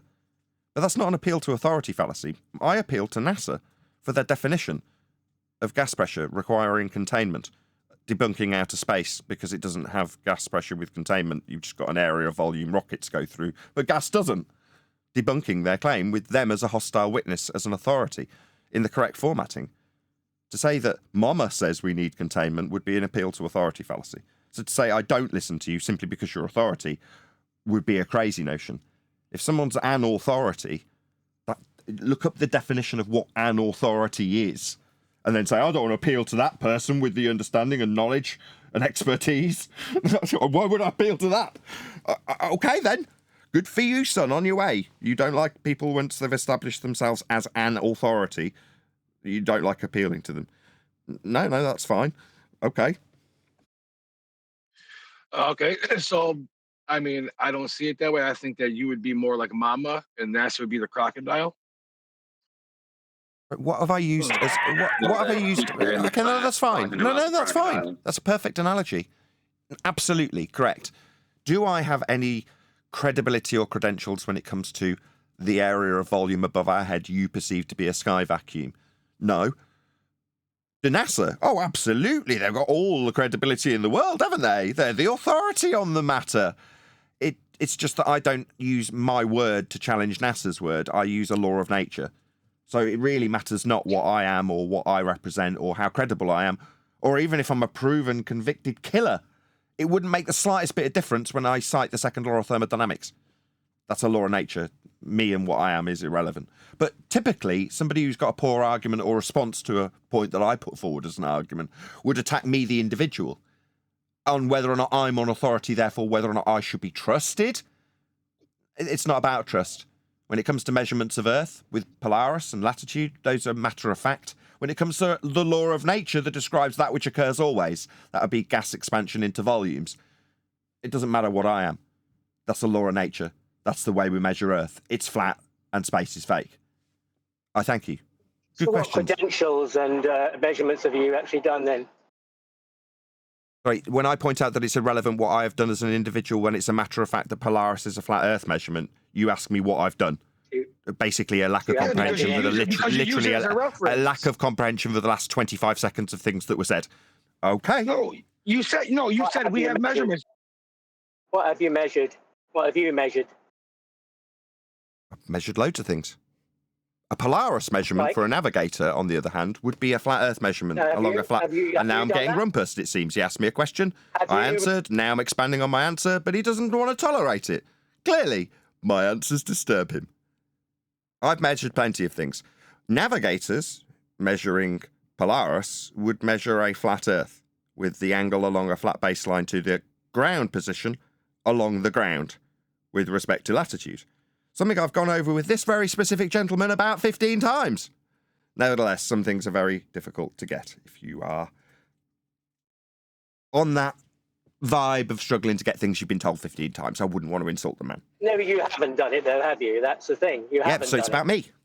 So when I've literally a minute and a half ago, I addressed Rob Noxious to point out that it matters not what I as an individual have done. Literally, before I finished the breath, I'm interrupted by a man who I've explained a measurement that can be done and is part of the mapping system 15 times.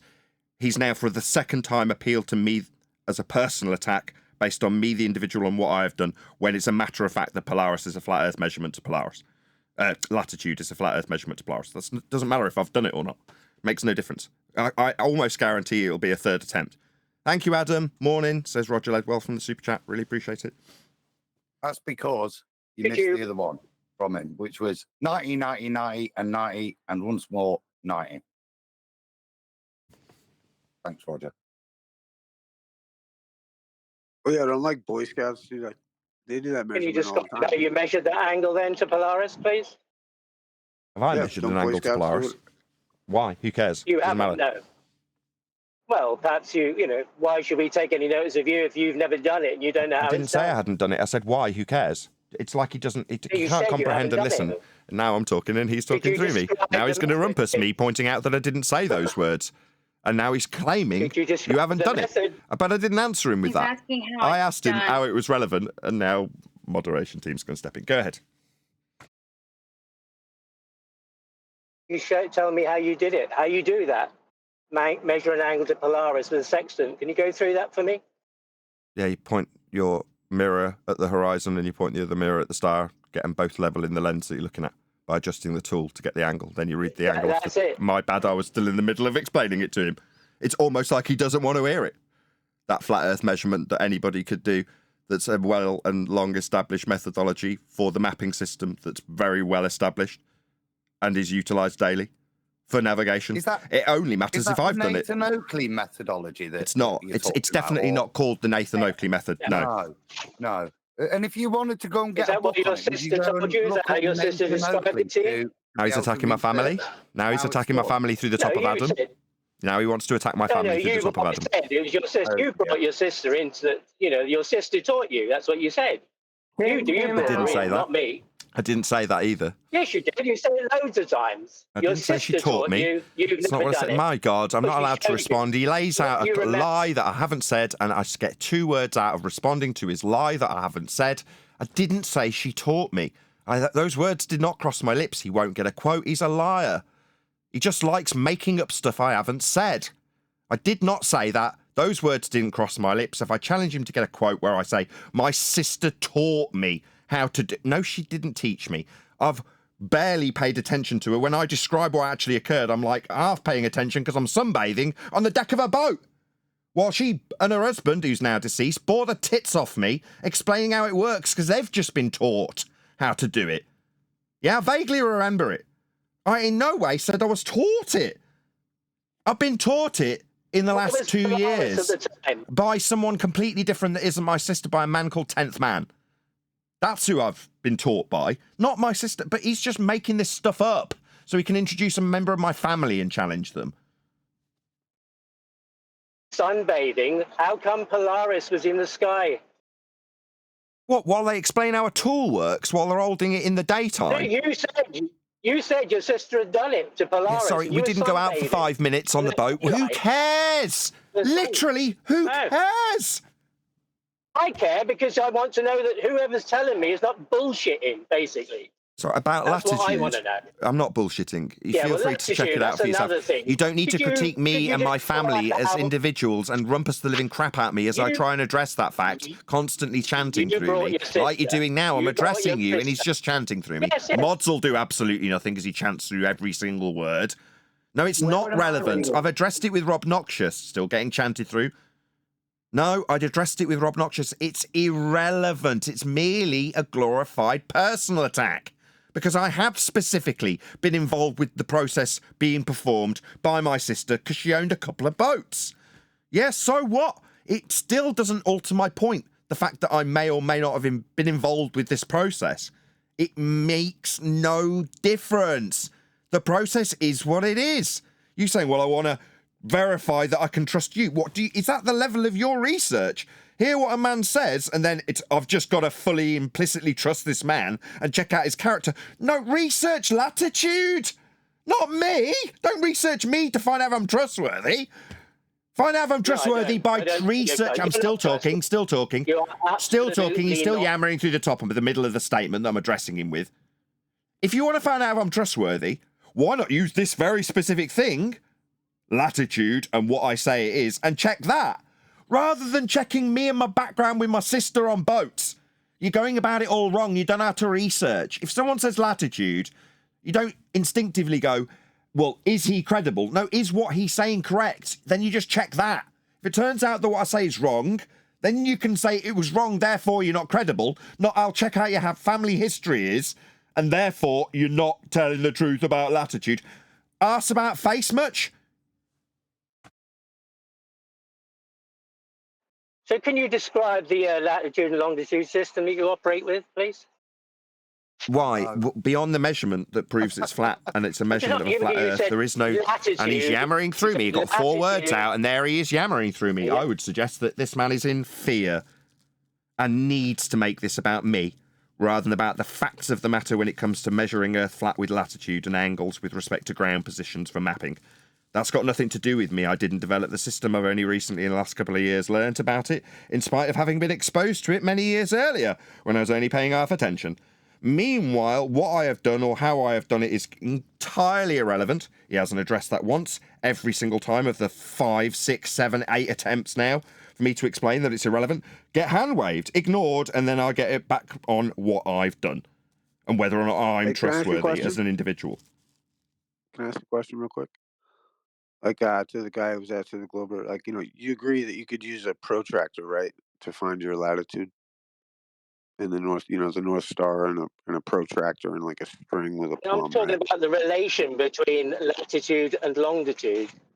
Right. Well, the longitude would just like we need a watch.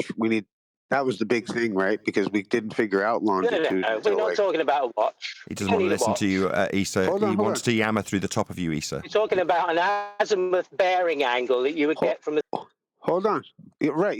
But that in order to use that system, which was actually fought against by like the Royal Institute, they needed a clock that worked properly in order to use to create the longitude system that we use.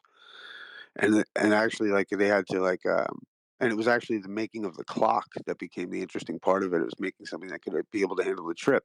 That's why pirates used to hang out on a particular latitude, and they would wait for the incoming ships because they knew that they were coming on that latitude because they had no way to calculate longitude to adjust course off of a latitude.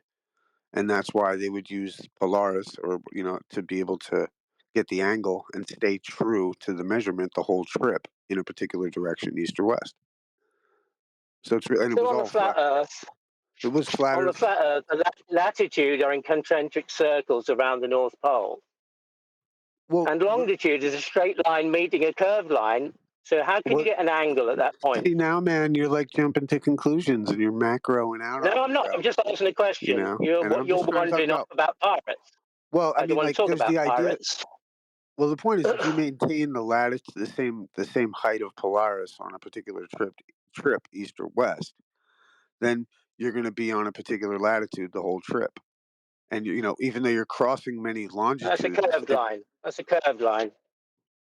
I mean, yeah, it could be, and it could be because, you said, that there was concentric rings, right? That could How be do you one. get an angle from a straight line to a curve? Is what I'm asking. Well, I think it's over time. That's why the time factor takes into place because it's about Well, I've only got 20 minutes. Otherwise well, my like boat's how gonna like sink. let's say like how like a line is actually just a connection of dots, and it's the implication of time that creates the actual appearance of a line. No, we're talking about an azimuth bearing angle from a Yes, we are. latitude to a longitude, a straight And line to a curved line. You know what's crazy, man? We're doing both. You know what's crazy? We're doing both of those conversations right now. On a flat Earth. And it's okay. And it works on freaking flat Earth, which is interesting. Can I ask? That sounds pretty much like the globe. Can I ask a No, you question? won't get the elevation angle measurements off a globe because the curved surface won't represent the ground for the baseline. You need a flat Earth for that. Yeah, but you got that from latitude to a longitude, though. You've got a curve to a straight, and you've got an angle. How do you get the angle there, then? I don't need the longitude system. The latitude system requires Earth to have a flat You will line if you want a between. bearing. My bad. You It's want a like he's scared of direction my from answer. north. It's like he's scared. No, Try I'm again. not. Second time's a charm. Maybe the mods will step in on the second attempt. So to get latitude, you just need an angle along the ground to the position below Polaris on the ground. Well, that's thousands of miles of flat baseline between you and Polaris in all instances. So that's it. That's all I need. Flat Earth being measured. I mean, I don't know what the problem is. Anyone who's hold on real quick. Anyone who's measured level being horizontal, this just confirms what they've already measured anyway. So I don't know what the big deal even is. No big deal. It's just measured flat for mapping and to create the globe. Obviously, for the latitude system to work at all, you need to be able to acquire the angle measurement to Polaris. It needs a flat baseline. You can't get that from a globe. You do get it from a flat Earth and then wrap it around a globe. Ergo, the globe comes from flat Earth measurements. Because it does. So again, how do you get an azimuth bearing angle from a straight longitude to a curved latitude? How do you do that? An angle on a straight line to a curve. Why? Are you planning on going somewhere? You should answer, Why? This isn't I a may course need on to save a navigation. life. I mean, Sorry, I may need to I don't save a think life, Okay, I'll try and respond. I didn't offer a You don't have an courses answer, do you? in a second attempt to respond. Maybe the third attempt to moderate Well, us you will step haven't in. got. You've Fourth never attempt, measured it, maybe so the you fourth wouldn't attempt to know. Is there respond to him. anybody Maybe here the who does fifth know? attempt will get him just Hold on, constantly Elder chanting Bear. through me. All right, no, Yeah, hold on a obviously. second, Oakley. Hold on. I'm going to gain control of this, Oakley. I got this. Elder Bear. If you can't, I've had to mute you several times. If you can't control yourself, I'm just going to have to, you just got to stay on mute, please. Go ahead, Oakley. Yeah, I didn't offer up a navigation course for Edebear, some guy that's really rude, that has to be constantly moderated. No, I wasn't offering anything. I offered flat Earth proof in the form of latitude measurement. That's all I need, is what I said. Because it is all I need. Once you understand that you're measuring a flat baseline to the ground position for an area of equal elevation, and the minimums of that area of equal elevation, that's a flat circle, forms the radial value for the sphere Earth. Once you understand how that flat Earth measurement is taken, I don't need anything else. I hadn't planned on going out like my sister did on her boats. She paid for a navigation course. You can do the same. I wasn't offering that service. I mean, obviously you alluded by way of lying about things I hadn't said that I'd been taught this, therefore could disseminate the information to you. There's no requirement for it. I'm not offering a navigation course for you, Edebear. I'm telling you how Earth's measured flat. You keep whistling past it. Are you just going to say... So you're just saying I don't know? Is that right, what you're saying? No, I said I'm here to prove Earth's measured flat. You could say something I haven't said in lieu of what I did say.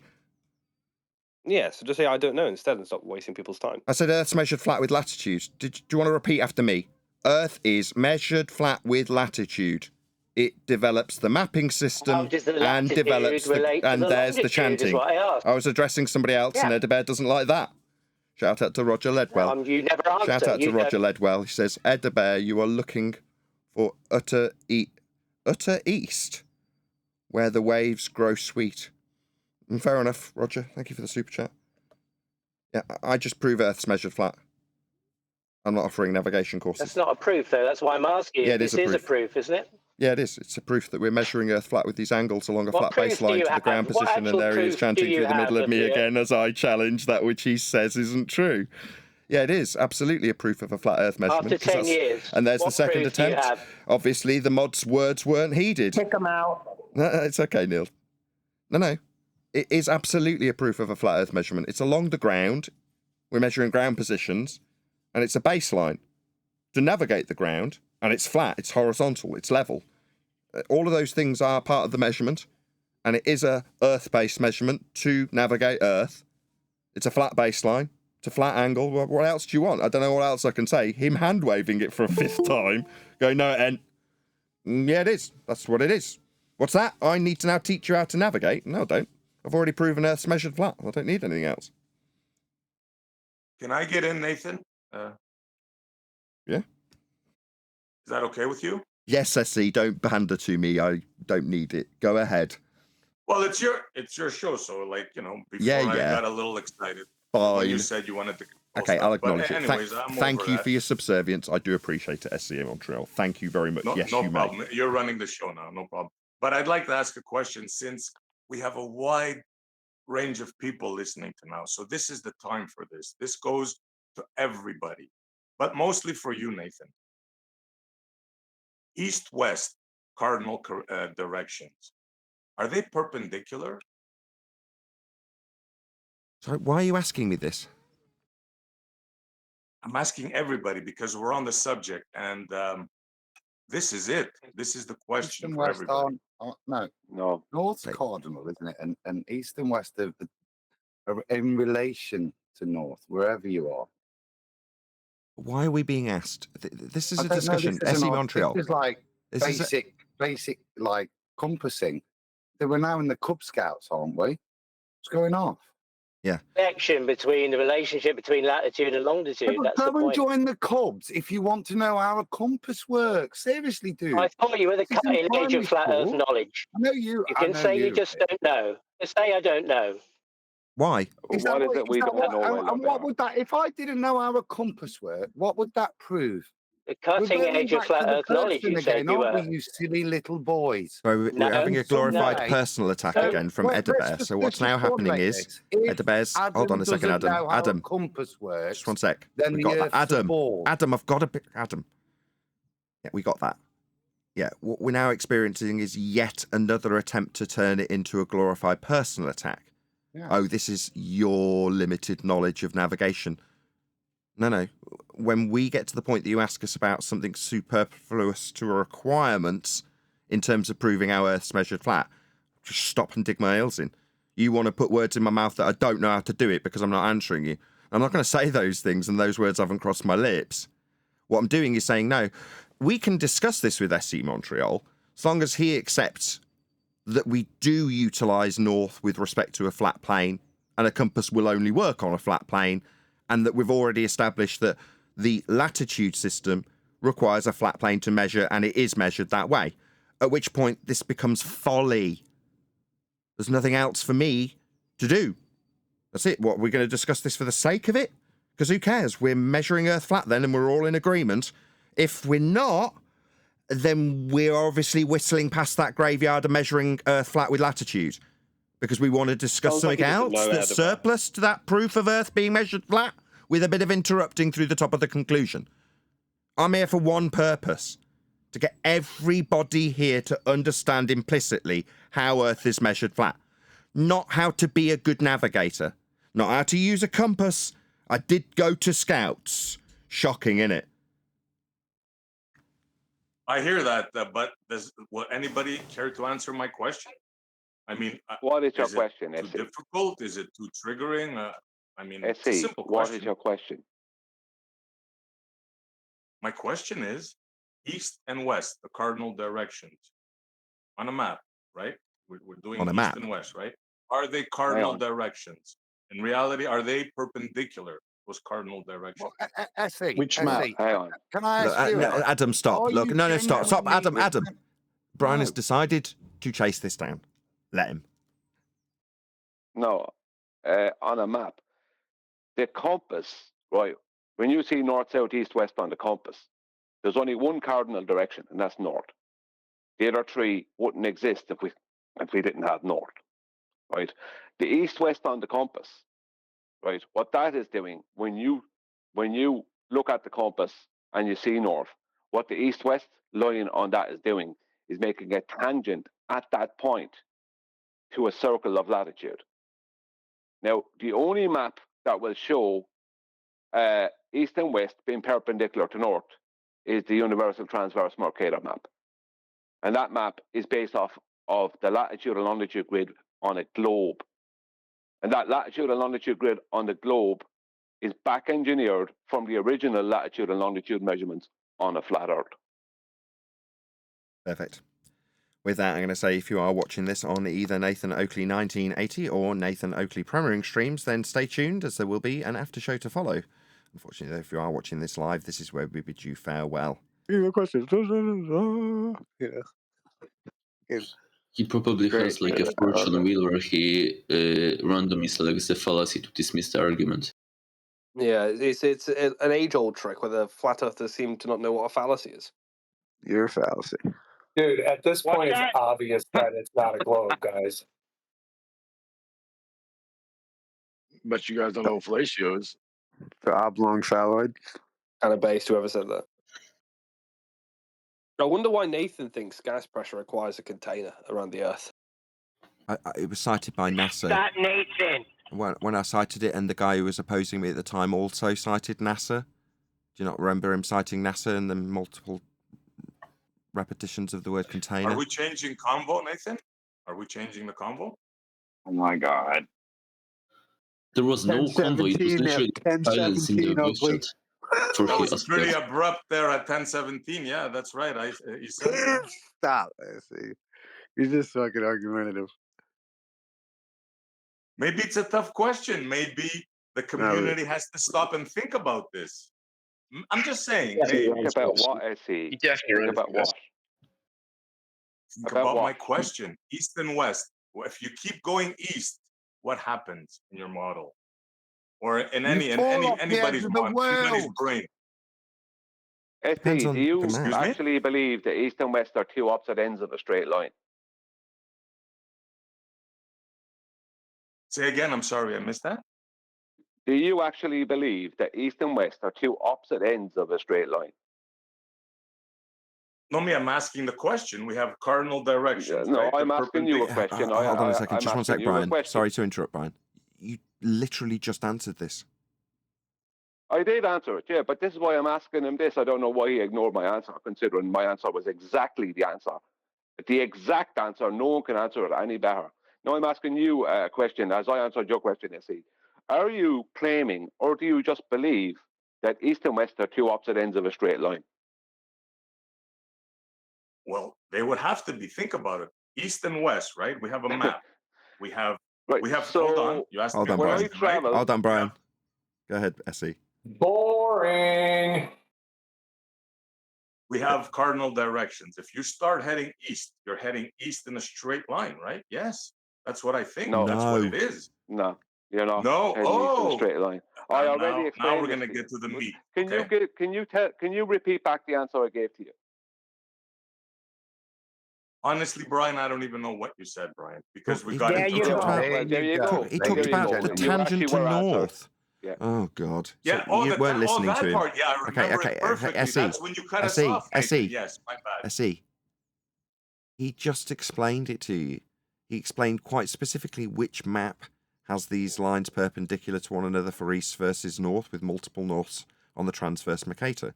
He also described the tangent to a cardinal direction, the only absolute direction, which is north. He literally just went all through, and you didn't acknowledge or soak in a single word of it. The tangent. Listen. Tangent to a circle of latitude. What's a tangent?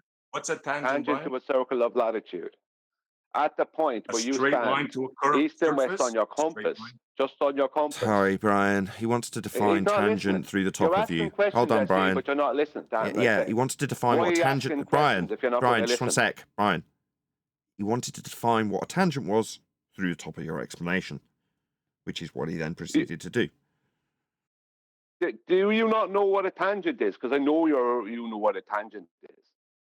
Yes, but you just can't keep going and say a tangent. We're talking about two straight Yeah, lines. I can. If you listen Brian? to how a compass works, you'll understand. Instead of talking through me, this time actually listen. Right? The east and west on your compass, the reason they're going in a straight line is because you're making it's making a tangent at that point to a circle of latitude. That's what the compass does. So when you stand and look north, if you're at 45 degrees north latitude, He's not listening to you, Brian. He's decided he doesn't like something you've said, and then started talking through the top of you. Truth. Asking questions about compasses and then not being willing to listen to the answers, and then believing that east and west are two opposite ends of a straight line. I really don't know what to do. What you need to do, SC, is get your money together, right? Save up, and then go and travel the world and see if you can go in a straight line traveling east and end up back where you started. That's my whole point. Straight lines, simply don't get it because you just keep ends of a talking. straight line never meet. Listen, buddy. The problem is that you and people, other people that you're connected with, are mystified by compasses. Now, I find the compass extremely easy to understand. I'm sure most other people So do I. So if you are mystified by compasses, I'm sorry, but at this point, he's hoping the longer he talks, the more right he becomes. He hasn't finished the end of his explanation. It wasn't acknowledged, and he asked I SU just am Montreal right. It's not that- if he understood the explanation that he was given, and SU Montreal confirmed that he didn't.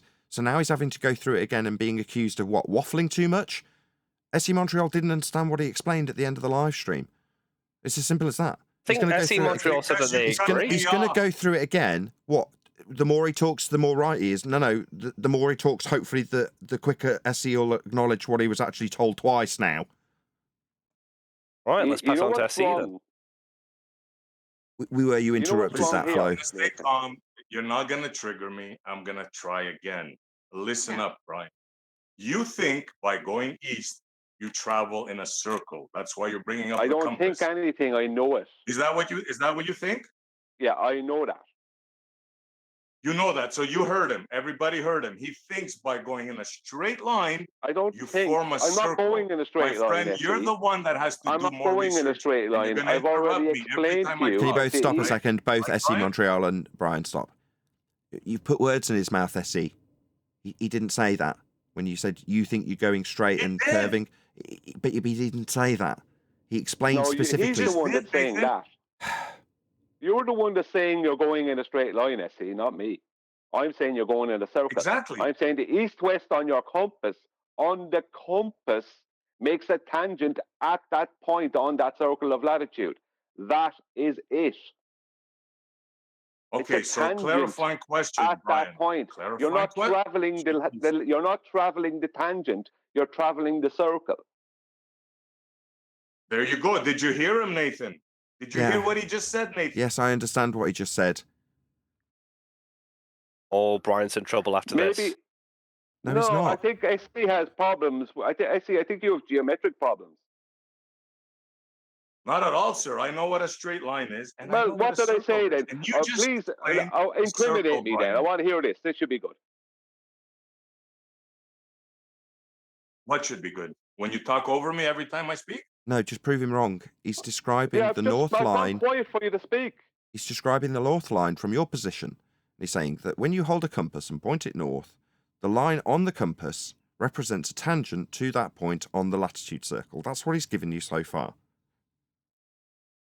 Fine. And then I asked him, if you continue going east or west on that straight line, will it form a circle? And he said yes. You don't go on a straight line. If I heard him wrong, you see, he's interrupting me. Okay, both of you stop again. Brian and stop. Both of you stop. What he's saying, SE, is you're conflating what you do with what the tangent is. The east-west tangent at the point isn't the circle you will travel. So when you say, so you're saying when you go in a straight line, no, you don't travel the tangency that is described on a compass's east and west. You're going to travel that latitude if you were to travel in that particular way. Why you do that, I don't know. Most people just travel in a straight line between 2 points. Nevertheless, if you're going to actually describe going east in this convoluted description, then it is not a straight line. You're going to have to constantly reference with your compass north as you move, and what you will actually track, if you wrote it down on a map, would be a circle. That's what you do. You'd end up going in circles. So circumnavigation is effectively just traveling. Very difficult to have a conversation with you when you do this, SE Montreal. No, because it seems like you're just waiting for your turn to talk. Certain people think that they have some kind of gotcha, and it's because they don't understand. They don't understand the simple process. Yeah, it's all that's been demonstrated. This is all I said at the beginning. What is this Cub Scouts? I gave the same succinct definition at the beginning. These guys think and they're here to do what? To argue how a compass works. Yeah, guys, you need to get a life. Yeah. Meanwhile, when I tried to put a stop to it, I can deflect every one of the you don't understand, that's why you won't answer. No, I'm proving Earth's measured flat with a well-established system that measures a flat baseline and ground positions that we're going to be navigating and traveling along. That's a flat Earth proof. This conversation, regardless of it reaching a conclusion with a lot of interruption, was worthless. Whether or not I've done it, also worthless. Proving and understanding how latitude is measured, worthwhile to understand if you want to prove Earth's measured flat, because that's exactly what it does. And it's all that matters. Sorry, Nate. That's what I was going to say. That's what we should be focused on. Why? Why, Neil? Because this is a perplexing question for both camps. You got He's talking to Neil. He's talking to Neil. Sorry. Brian just answered you. Adam answered you before. What's important is bringing people to an understanding that everything is being done on a flat Earth. End of story. No, that's not the problem here. It wasn't even a question, Neil, was it? It was Effie Montreal's not brought a question. He's just brought his lack of understanding, right, to the table about how a compass works. He's had it explained to him politely by Brian and very eloquently as well, with detail, which was ignored the first time, and the second time just constantly talked through. And you have to ask why. Why would you come here with you not knowing how a compass works, have it explained, and then argue with people after they've tried to politely give it you? I don't get why you're in a flat Earth server trying to figure out how a compass works. or more to the point, demonstrating that you don't know how a compass works. You're even unsure of the definition of east and how it applies. Can I rebut this eloquent Adam speech, please?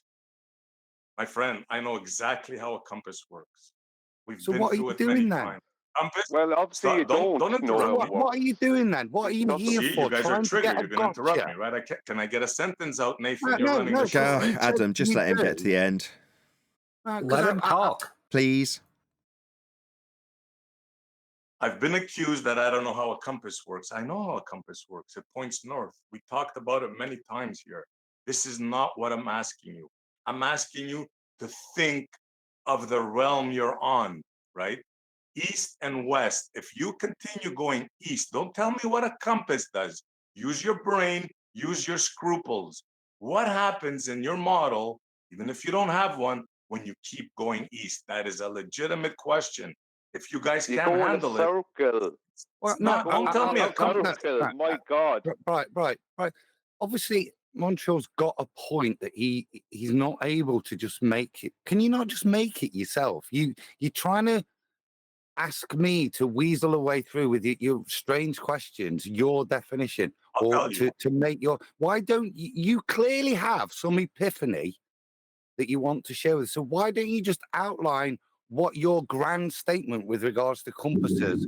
Exactly. It's not an epiphany. I'll tell you, right? I don't think it Just is. let him. Really. I was being Stop. I'm sarcastic. listening. Go ahead, Essie.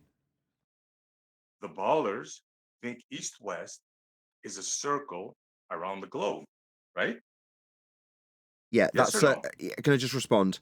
Yeah, that circle around the globe they got by measuring the latitude off a flat Earth. That's why every single opportunity that I use that to suggest other flat earthers move forward on the front foot with it is the key to this now conversation about how compasses work. So long as we understand that the globers take a flat Earth elevation angle measurement of Polaris to wrap around their globe to claim that they go circumnavigating around the globe with the flat Earth circle of latitude. Yeah, it's pretty critical that we just all understand that that circle came from a flat Earth measurement for them to claim that circumnavigation around a globe is being done with a flat Earth angle measurement to Polaris. Just so you appreciate why I think this is important. Picture yourself at a bus stop and you ask the person at the bus stop, did you know that circumnavigation is actually a point of tangency when you hold a compass and point north? Did you know that? It's not actually travelling a straight line. If you did that, do you think the person at the bus stop would think, wow, that's amazing, Earth is flat then? Or, just as a contrast to that, if you were at the bus stop and you said, did you know that latitude requires Earth be a flat plane to measure it? Which do you think would leave the person at the bus stop more in the understanding that Earth's flat? And that was my point. The thing is, you can't go east. You can't go east, and east is the direction where the sun rises on the horizon in an equinox. So if you go east and you don't get closer to that position, you didn't go east. So I don't know how you can go around in a circle and never get closer to that position and say you're going east at the same time. Okay, fair enough. Doesn't make sense. Okay, do you understand that there is only one absolute direction? I was in the middle of my thing, right, Nathan? Okay. I mean, I did put a question to you, which would be more effective at the bus stop, but I didn't get a response. There was a short pause, and then someone else took up the reins, I see. Right, okay, I get it. But yes, I get your analogy, right? But let me finish my thing, and then we can go on, if you don't mind, right? There's just one more question. The ballers think east and west is a circle around the globe. You said yes, right, with your analogy, correct? It's a circle that came from a measurement of a flat Earth with Polaris, is what I said. Okay, whatever. Whatever. Yeah, okay, fine. But just to be clear, in terms of the bit that proves Earth's measured flat, whatever, let's whistle past that. You've got something else to add. Okay, so whatever, we've just measured Earth flat, and so does the globe require that flat Earth measurement for them to say circumnavigation works on a globe, but whatever. Okay, you carry on, yeah. No, you didn't measure. You didn't measure anything flat. Yeah, the latitude is measured. Yeah, sorry, I'm going to challenge that. Yes. Latitude is a measurement and it's a measurement with respect to a flat baseline and ground positions on it. That's the ground that we will navigate that must be flat for this angle measurement to Polaris. It's a flat Earth measurement required for the globe to claim they can circumnavigate around a circle formed by that measurement of a flat Earth. You just said it wasn't. And when I pointed out how it was, and that's how the globe used their circumnavigation claim, you said whatever. That's why it's why I'll keep coming back, obviously pending the moderation taking second fiddle to me and my important message about how Earth is measured flat. For this globe claim about circumnavigation, yeah, they need to measure a flat Earth for their claim of circumnavigation, but whatever. We'll carry on with whatever it is that you've got to add to this flat Earth measurement they need to claim circumnavigation on a globe. Or whatever. Sure, if you feel you want to get the last word on this, no problem. So we agreed that the ballers, east and west is a circle to them. Okay, now, the next question is, and then I'll be quiet, I'll let everybody discuss it, whatever you wish. This is the important one. What do the flat earthers say about east and west? What is east and west to the flat earthers, please, Nathan? Brian explained it to you twice. How do those lines? My bad. My bad. Lines, it seems the start of my sentence interrupted the continuation of yours. Brian explained that. There's the third interruption to the answer to your question you put to me. Third interruption. Brian explained that to you in explicit and exquisite detail twice. He was then criticised for, what, liking the sound of his own voice or something, some ad hom personal attack, having repeated it to you, having had you explain to him that you didn't understand that which you've now asked for a third time, and has been explained by by Brian twice. You want us to explain again for a third time, correct? No, I want the clarity. I want you to say it's a circle. I want everybody here to hear you, Nathan. That's say, what latitude. Yeah. Okay, fine. That is yes. Okay, fine. You want me to say it? Yeah, that's what latitude is. It's called a. I'm going to ask you. Do you know what the circle formed when measuring an elevation angle measurement is officially titled? Because you keep saying it's what I want you to say. It's a circle. Finish the sentence. Do you know or not? It's a circle. I want to hear you say circle it. Of what? In navigation terms, what's the circle you're measuring when you make these angles? You're making circles with the angle. That's the point of it. What's that circle called? Because you keep querying whether or not it would be circular. Another question. I'll answer it then, because you don't obviously know. That's what I was accused of earlier. Nobody interrupted when that was happening to me. I had to do it and got told off. But you obviously don't know what a circle of equal altitude. That's what you measure when you measure the angle to Polaris and what you form with it. A circle of equal altitude. That's what the tangent Brian described with east and west would be with respect to. That's what latitude is. But you're making it sound like you got a gotcha. I want the audience to hear that it's a circle. What, the circle of equal elevation, also known as a circle of equal altitude, that you measure when you get latitude. That's what latitude is. You want me to say it's a circle again? It's a circle. Yeah. We talk. Thank you. We talk about it all the time. We say it all the time. I don't know what he's talking about. Yeah. It's a revelation. Montreal. When someone's out to sea and they take three angles to three celestial bodies, and one of them is Polaris, that means they then create three circles off of those three straight line measurements, because they're radii. Now, if a circle of latitude was not a circle, then those other two circles wouldn't intersect with it at the point it should. That's the whole point. So if latitude is not a circle, then celestial navigation doesn't exist. It does. It forms the basis of our mapping system and the globe. Well, for us to ask crazy questions about what's being claimed by SE Montreal, because SE Montreal is claiming that east and west are two opposite ends of a straight line, which means you could never go east and end up back where you started, or west and end up back where you started. It's a misapprehension about the transverse Mercator. Well, let me finish. And that north is not a center point. It's always perpendicular to that straight line east-west. What they're actually claiming is Arwen's looping model. Yeah, I know. Now, we didn't say this the last day, but that's actually what's being claimed. Yeah, I know. I already knew that. Yes, they're claiming... Is east the direction the sun rises on an equinox? Is that the direction of east? Sun rises in the east and sets in the west. Yeah, so we know which way east is. We know which way east is, and we know east is going to lead you to the equator, right? What? No. No. South will lead you to the East equator, east or is the north or direction south of the will lead No, you to the east sunrise won't lead of you the to the equator.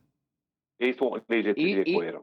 the direction of east is where a sun rises on an equinox, right? We just went through this. Everyone said, yeah. Okay, I think it was you I was It having the depends. conversation with earlier. I'll just have that. Jeremy. It depends on where you are. Hold on, Brian. The continuation Can of you the just answer conversation. my question, please, so Well, we it can was move on? you and Because I have that were having a follow-up conversation about, and I asked you, and then it got cut up by SE. That's fine, but I'll continue the conversation because your inference now leads me to a definite justification for the question I asked last time.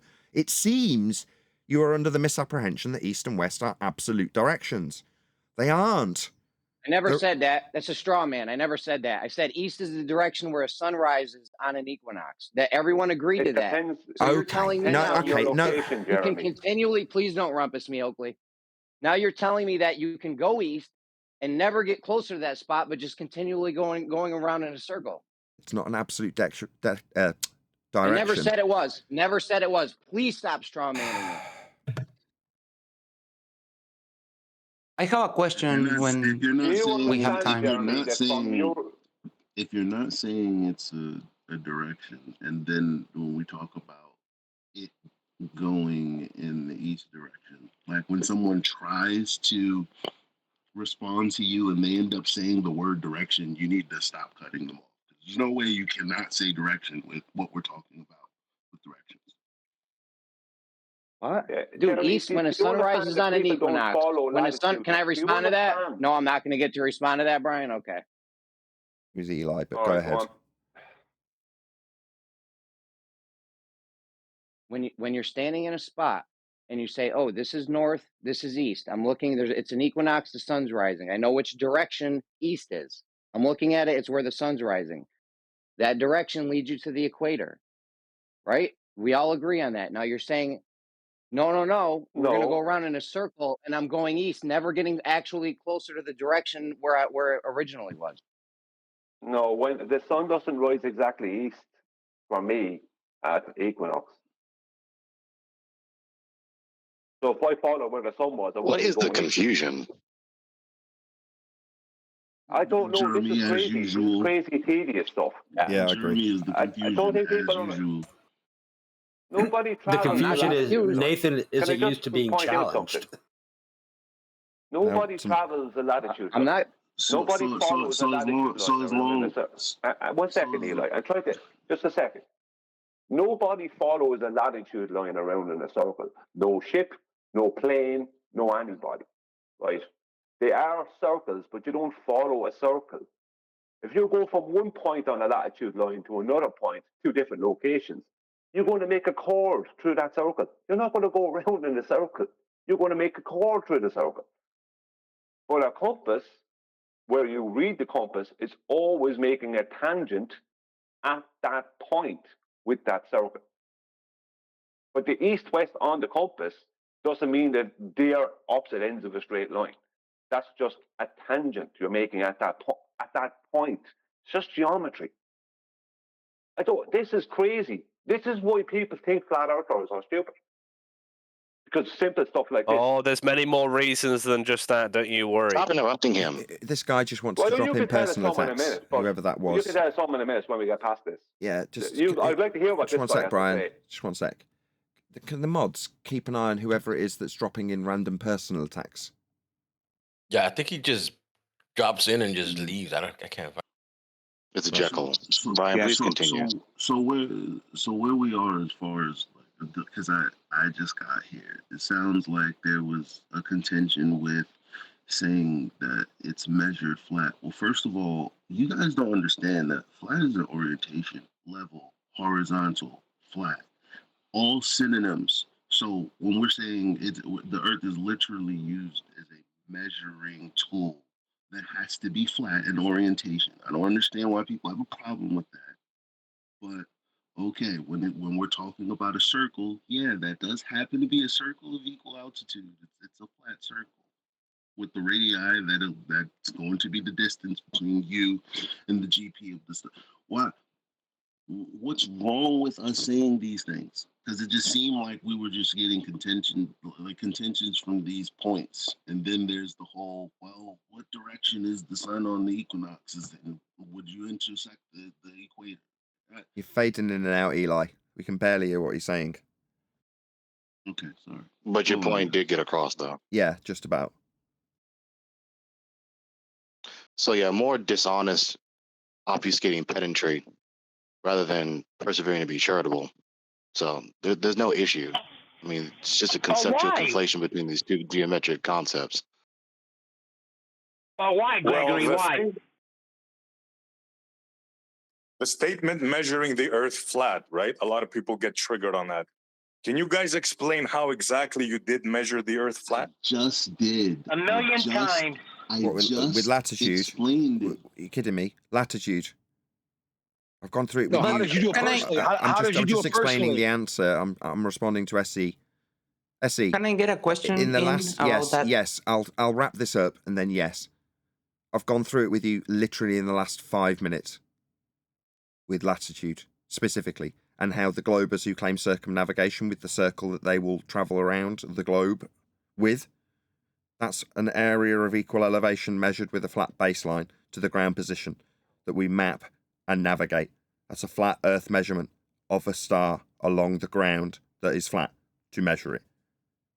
I only mentioned When I hear it about measurement, 4 minutes earlier. Oh, sorry. It's like it's in one ear and out the other within 4 minutes. Dude, whoever it was that wants to take us away from this hell. Dude that wants to take us away from this constant perpetual circle jerk of hell. Please go ahead and ask your question. Yes.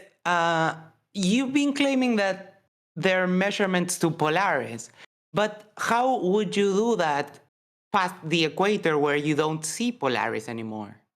You use different navigation stars. You don't. You extrapolate out the latitude and longitude grid. That's what happens. So it's no longer a measurement?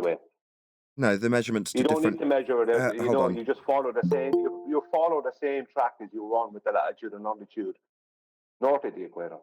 You don't need Polaris south of the equator for determining mathematically. But the premise was that the latitude lines were distances measured on a flat Earth to Polaris. That's correct. But that works only for the north. That's correct.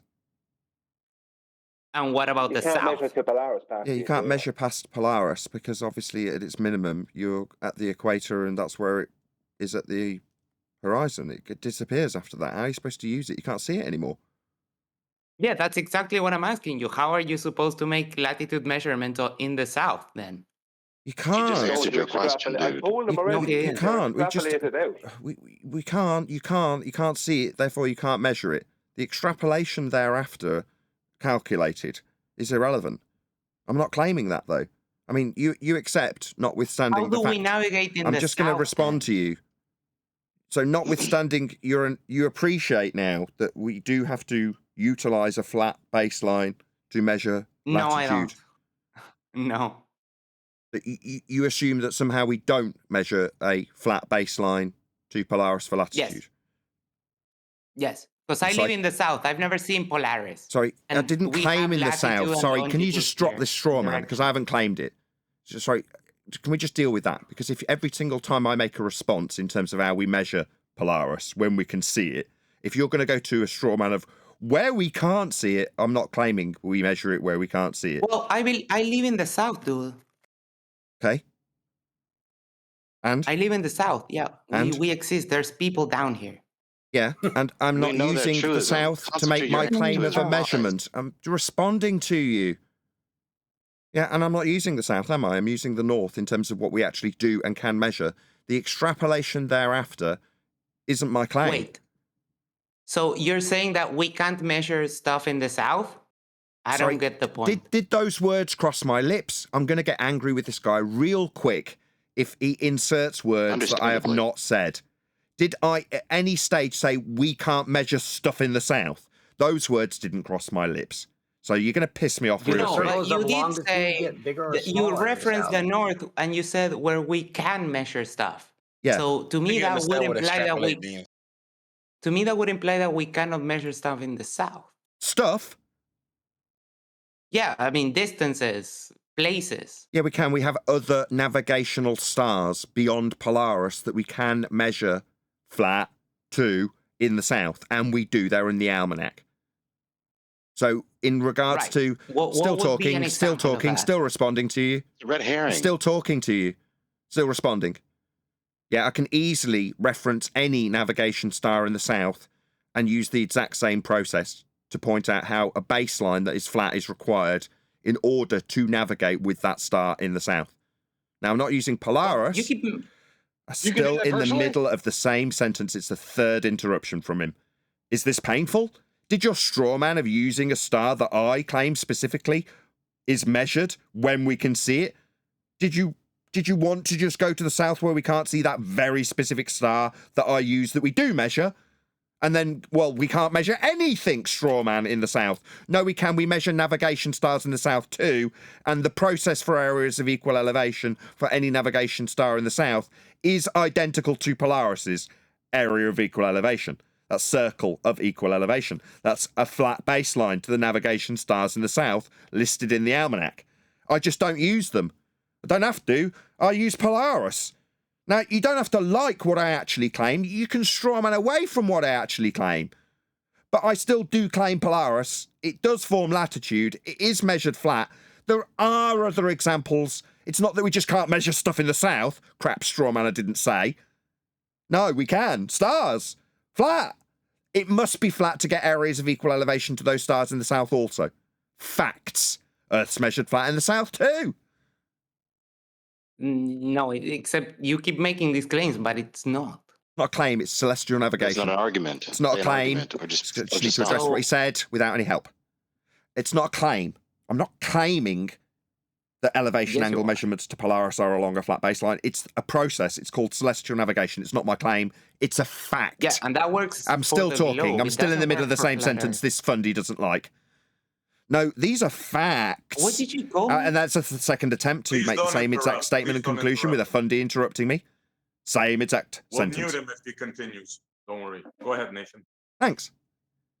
No, these are facts, not as this straw manning person decided to claim that they were claims I'm making. No, they're not claims.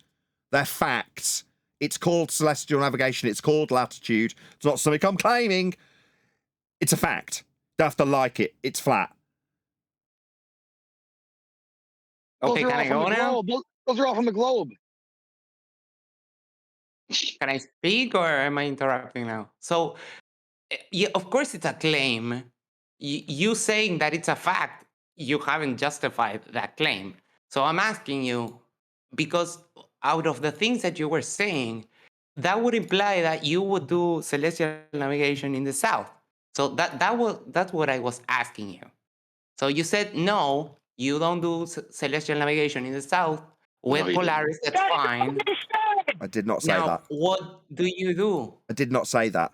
So basically, you've got to lie to Glurf. To be a globe believer, you've got to lie about things I'm I not haven't said. And lying, now he's dude. talking through the middle of me Chill. challenging that which he's just lied about. So me pointing out his lies No, about things Nathan, I haven't said Nathan, needs chanting through. Nathan, no, Neil shouted in when he was finishing his line. He said with Polaris at the end.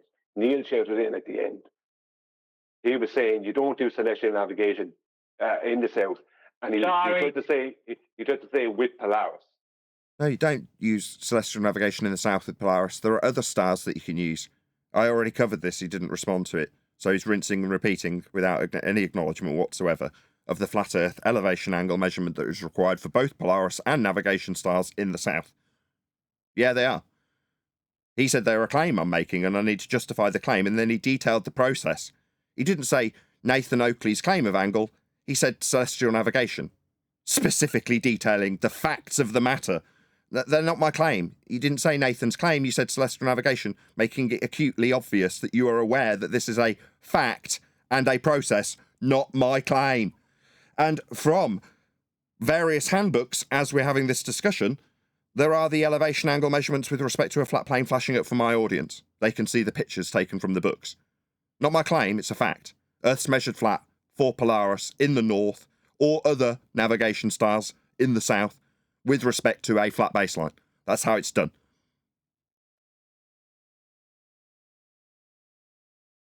Earth's measured flat. Don't have to like it. Next person, the next subject. Okay, without triggering anybody, the word measured, does that fit in here? Yes. The angle measurement. On So there you screen have for my that. audience now from a navigation book. Celestial body sextant angles and a detailed picture of an orthographic representation of the measurement. On screen now. So should I not call it a measurement when I pick up my sextant and measure it? No.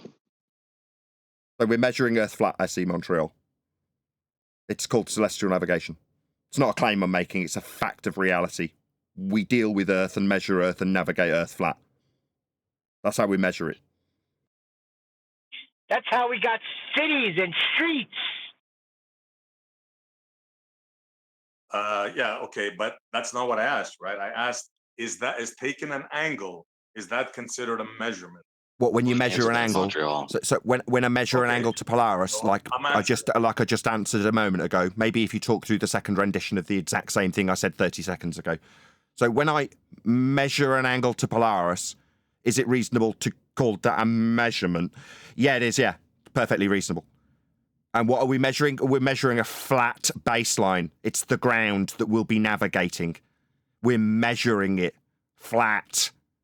SE Montreal. Was that not clear the second time? Or the first time? I get it. So you measured an angle. You measured an angle. Yeah, right? that's right. That's what you're saying? Yeah, Okay. one of the lines no being problems with that. one of the lines being the baseline.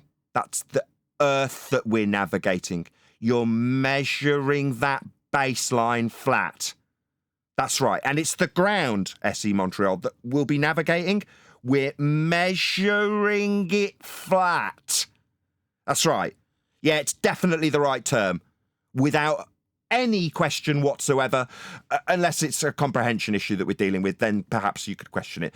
Meanwhile, someone who measures a flat baseline with respect to measured ground positions documented in the almanac, when they measure the angle with respect to that flat baseline, the ground we're navigating to the star, we're definitely measuring stuff at SE Montreal, and we're definitely measuring it flat.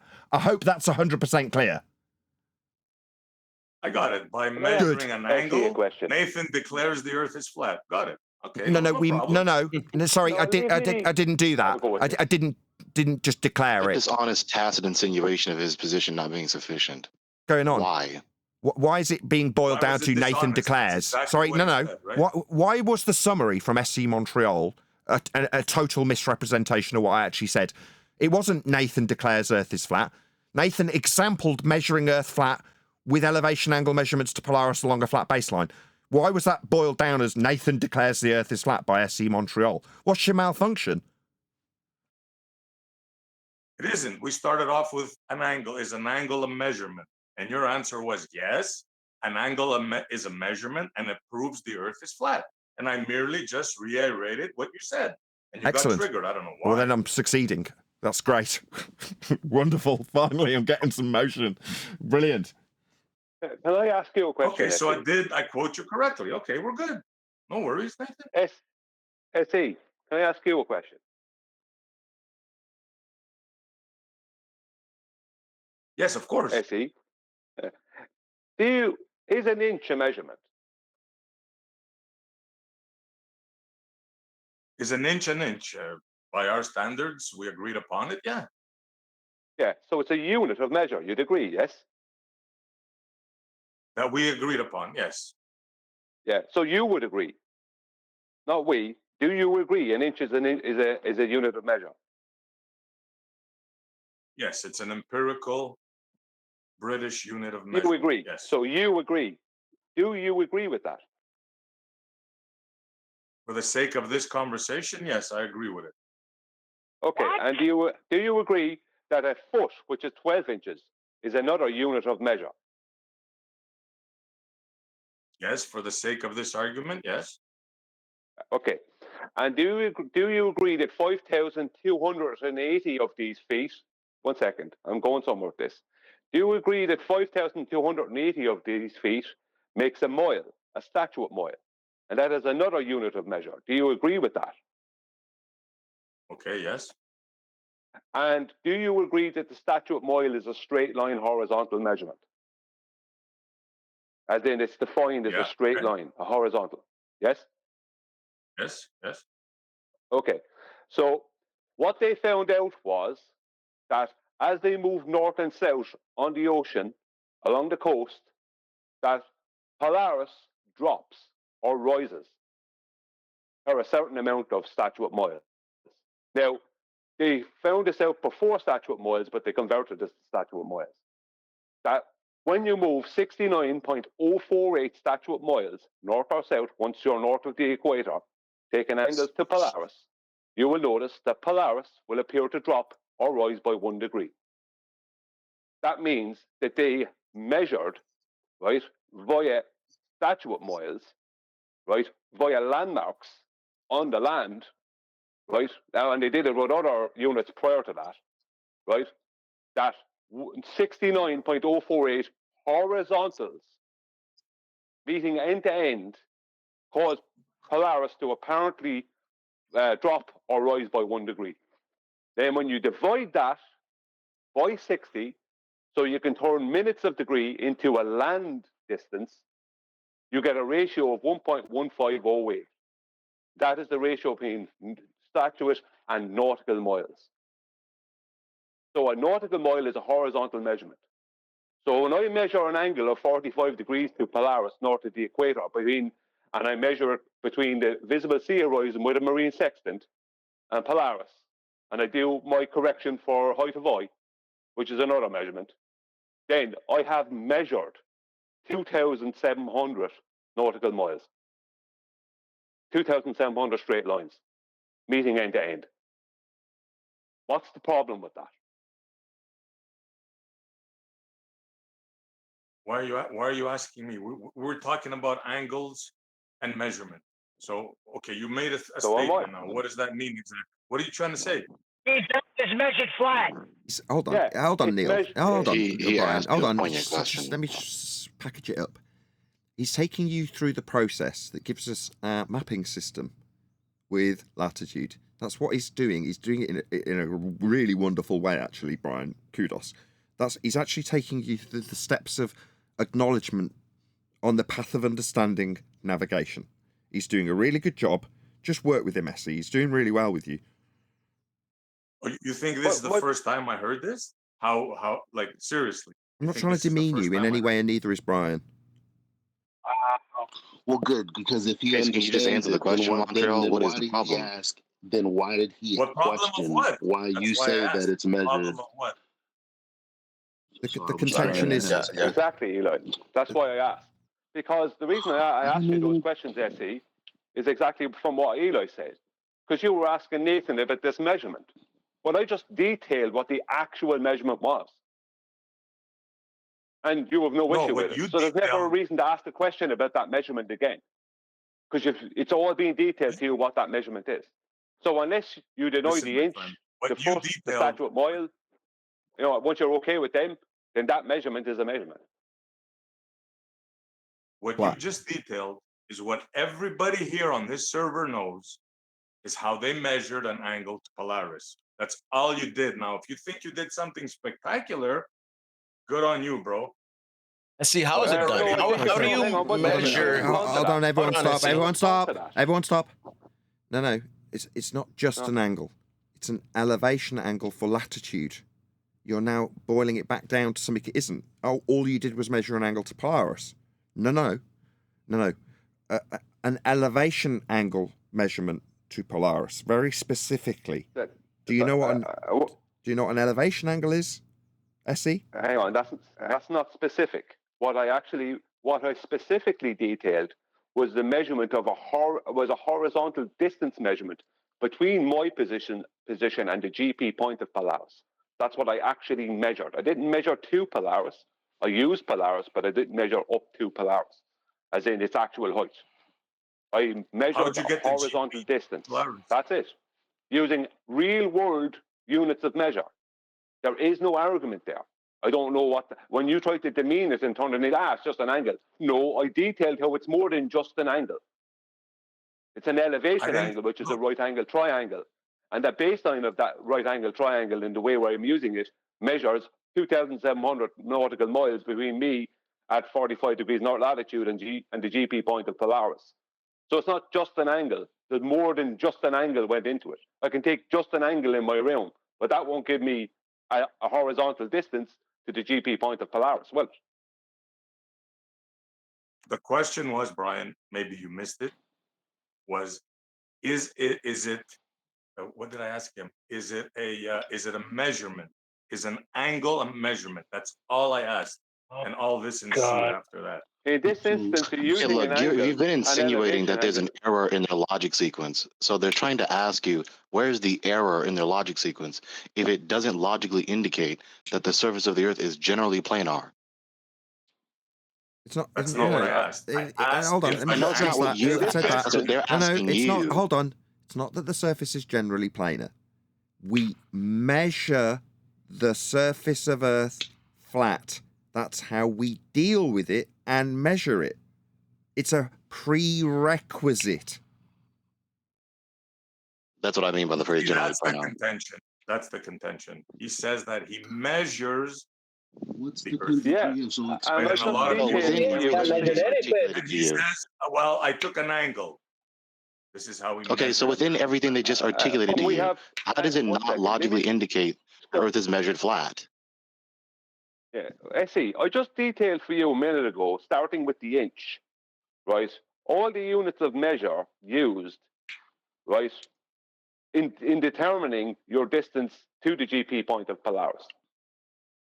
And you agreed with all that. And now you have an issue with it being a measurement. Yes, the measurement you're making, you're using a right angle triangle, right? And you're measuring the horizontal adjacent of that to because you're using it between Polaris and the sea horizon. You're doing that because of the process, or you can do that because of the process I detailed earlier. So you're measuring a horizontal. You're not measuring elevations or anything else. You're just measuring a horizontal, and that then becomes the radius of a circle. What's the problem? So let's cut to the chase. With everything they just explained to you, especially how articulate Brian just articulated that, is there an error that doesn't logically indicate the Earth is measured flat? If not, then there's no problem. No, I understand what you guys are saying, right? Because of navigation, the Earth is measured flat. I get it. But the whole thing here was, is an angle a measurement? Yeah. I get what you guys are saying, right? And by the way, there's another thing you gotta, when you Yes, say an angle is a measurement. an angle is a We answered that measurement. already. All right. So an angle is a measurement. And by taking an angle using navigation, you guys claim that the Earth is flat. It's a prerequisite. You measure. About the fifth time. You sound like you're tacitly insinuating that their argument is not logically sufficient. SE's not Because a he global. said it's What's an going angle on? of measurement, and then we say yes, and I he want says, "Well, there clarity. you go." That's all. And he says, "But the problem is you're saying the Earth is measured flat, but that's not a problem when you deal with what particular angle they're using, an elevation angle." So he just told you that the horizontal is measured in units, statute miles, straight line, Yes, flat. I get it. Where did you get the GP from? So you're How did you saying make I a get it, triangle? but you're Hold not on. Sorry. saying Let's I. just But take you're a second. saying Hold I on, don't Eli. get Hold it. on. Where'd you get the GP? What's the GP? The ground position. Where'd you get the ground position from? Below the star. It's the ground position directly below the book? star. From a book? What do you mean from a book? You're measuring it. Where do you think the book came Oh from? my SE? God. An accumulation of knowledge. What the fuck, dude? Over a long period No of time. swearing, please. Because you claim you have a triangle, right? I just want you to explain The book everybody, how came did you from get your Jesus triangle? Christ. Made an angle. That's why you Sorry. can't accept it. It's not. The It's book not. came I'm from trying to. Jesus Christ. I'm That's the problem. questioning you guys. Do you guys have Does it problem with matter me where the questioning book you? came from, other than the fact that someone had to do some legwork for the values in the book to be there, or Right, and did God just give us a book that these values correspond with to our reality? Like, what? It can't be a third alternative, could it? Like I don't. Why is there a problem? There's really no problem here. I don't know. Well, I got an issue with making angles to celestial objects and then claiming geometry on it. Because what There we happens when you go. measure an angle to the what happens when you measure an angle to the sun and it's below horizontal? Then you're not measuring an angle to the sun because you can't see it. If you're inferring that it's When is below the sun horizontal. below horizontal? Every time almost every time a sun sets. Once it Sun sets, you doesn't can't set, see it. What is the error like? That's wrong. What do you guys think? The Sun doesn't set. horizon's You're not measuring an horizontal? angle to the sun if you're using the sun that appears to be at the People horizon. That's not the sun. People therefore, in high altitude flights, you can't see the sun, but you can see like light underneath the clouds appears to be the sun. I guess it'd be low Yeah, you can below stand. That's not the the sun. horizontal line. At That's You that can not the stand on sun. the ground.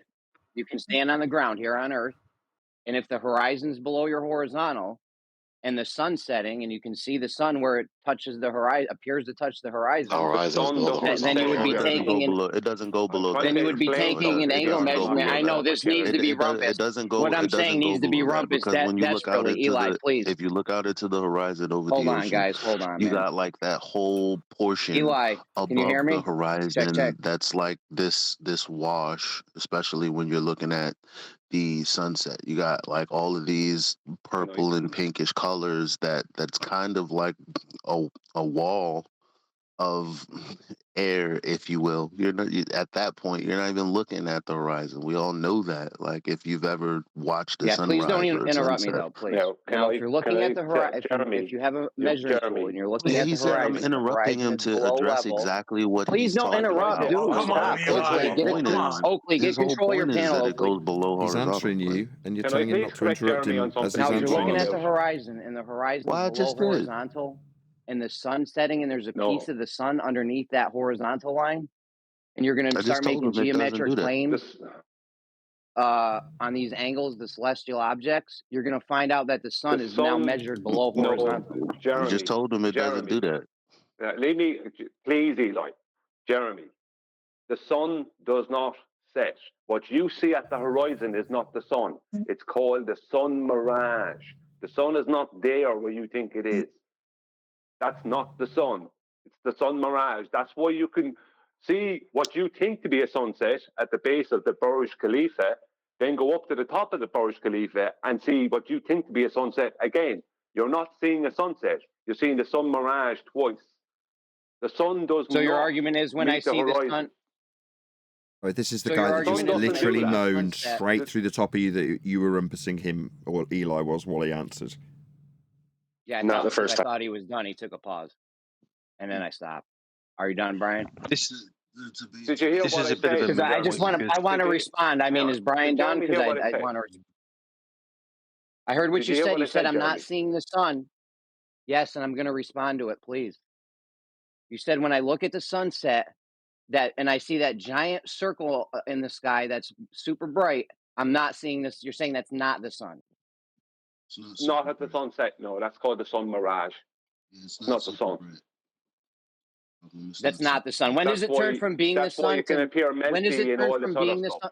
It's a mirage. It's not the sun. You can see the misunderstanding. This is annoying. It's not super Yeah, bright. Like, stop saying Okay, that. It's when does it? not Can I just super have a bright. back and forth with Brian? Whenever You know, we what have he's doing, clear the guy who's conditions, talking now from whenever we Discord, have hold clear- on a second, Eli. The guy from all Discord of my points have is been rumpus rumpusing today, including can't the one that control I made Eli. 20 minutes ago. Clearly, Eli won't be kept under control. The guy from Discord is repeating his question through the top of the answer and crying foul, just like the other troll did at the beginning of the pre-show. No, I'm saying when I look at the horizon during a sunset and I see the giant circle, he's saying that's not the sun. So I'm saying when does it turn from the sun to not the sun? Jeremy, you're It's flagrantly not the sun at the misinterpreting. Dude. horizon, Jeremy. It's officially Eli not the I know sun. what angle. It's officially not the sun. Brian is It's trying to called the sun respond to him. mirage. He's still trying to respond to him, Eli. It's officially not the sun. It's the sun mirage. That's why you can often see it melting into the horizon. It's not the sun. Officially, I heard you. the At sun what never angle cuts does it? to the horizon? I heard you. At what angle does it change? At what angle does it change from the sun to not the sun? I don't know, Jeremy, at what angle. I just know that officially the sun at the horizon is called the sun mirage. So it's not the Can we sun. just correct this misinterpretation? Can you please do that and move on? Make it to the horizon, Jeremy. You know that, don't you? I've seen the sun cut off by the horizon. They get close to it and they disappear off into the distance. They never actually get to the horizon. I've absolutely seen a sun cut off by the horizon. Can we please just correct Jeremy's misinterpretation? Mirage, not the sun. It's official. No, you're saying that's not the sun, and I'm asking when does the sun turn into not the sun? Well, Jeremy, when you see the sun at the horizon and it's cold in the evening time and it's colder, how is it colder if the sun is still that close to you? Jeremy? I think Jeremy's asking a good question. So can we finally address Jeremy's misinterpretation and move on instead of going in circles? I don't have a misinterpretation. I know when I see that giant disc in the sky, I'm seeing the sun. It is the sun. You have a misinterpretation of the phrase sun mirage, Jeremy. Still waiting to respond. Is the sun always a mirage then? Is that maybe the misinterpretation? No one said that. The misinterpretation is very simple. He's misinterpreting the phrase sun mirage. It's important. Can we please just clarify this already? Can we please? Right. Can we please? Unfortunately, there will be a certain amount of over talking between Brian and the person he's talking to, but if we constantly get moderation colour commentary, that's causing the rumpusing. So can we finally just correct the misinterpretation? Brian said it's a mirage, and he said no, I think it'd be ideal so if they're not going to say anything else. I mean, I'm still waiting. Brian's making a point. Brian, He's saying, asked my question. So what do we do? I'm not saying nuh-uh. I'm saying he's saying he doesn't know. I have a question of when the sun turns into the sun mirage. He said he didn't know. I'm fine with that. It's a moot point, Jeremy. Can someone else come in already? Can someone else come in? Brian's trying to respond to him. Yeah, I'd like to try. It's a moot point, Jeremy. In circles, Jeremy. They've been in circles 5 times. Oh my God. Someone else needs to come in. Got that. Right. Jeremy, sun mirage. It's just the apparent location. Go ahead, Brian. The sun, when it's below 15 degrees, when the sun goes below 15, 20 degrees, that's when you start mistaking the sun. Because as closer it gets to the horizon, the less the sun it is. That's why you see the sun appearing to melt into the horizon at times, because it's only a mirage. That's why in the evening time, when you're standing there looking at the sun, that appears to be as far away from you as it was at midday, yet at midday it's much hotter. The sun that you're looking at is not the sun, it's the mirage of the sun. So consequently, you're not getting the same heat from it because it's actually not there. It's an illusion. I heard you about 15, 20. Right, about 15, 20 degrees. It turns into sun mirage. And you said no. Well, you said no. That's what you said, wasn't it? I didn't say no. Well, I think I'm looking at the sun still. I don't know what you think you're looking at, but I think it's still the sun. So whatever. But I'm guessing you can think that, and off you go. I don't care. Can you guys let Jeremy finish one sentence? Like, please, Brian. He did. He's finished it the 7th time, Montreal. Is the same. But you guys think him off. See what he started with his conclusion already. So his conclusion, coincidentally, is the same thing he started with. Is I see the sun cut off from the horizon. What's that? And so Brian's response was, "Well, you're not actually looking at the sun. That's why at the horizon." Got to speak up, Eli. Can't hear you. Yeah, you're muffled. But let Jeremy have his piece, like, guys. Let him say a sentence without interrupting him, please. I literally said he's finished his sentence for the Jeremy said. time. Jeremy's not going to say not another word extra beyond what I said. I'm going to ask about the moon. And if you think it's a moon mirage. Okay, so that'll be a segue then. Not me getting finally a freaking chance to respond then, right? I agree with you guys. The sun mirage, yeah, it's a sun mirage. Cool. I'm guessing you guys think the moon is the same thing then? We're having a moon mirage when it hits the horizon? Who said that? I don't know. I've never seen the moon hit the horizon. Maybe it does. I don't know what the moon is. No. All astronomical objects can mirage at the horizon. Correct. That's why I don't take 16 measurements right there. That's exactly right. This is Okay, always a cool. moot point because people navigating at sea don't make reference to things lower than 20 degrees in the sky if they can help it, because they understand the effect and how it would affect their readings. 20 degrees. All You'll right, need cool. you'll need a flat Earth for that angle measurement with respect to a horizontal baseline. You could take zenith from plumb, but that's another Sorry, I didn't hear you conversation for mutters. another Do you want to say that a bit clearer? You can take a zenith angle from plumb if you wish. Not You on don't a have boat, to have you a can't. horizontal plane established. Not No, on a because boat, you because the can't. plumb line will move around, which is why the sextant came later and it's referential to the So horizon. plumb line would be with respect to horizontal. You don't have that on a ball either.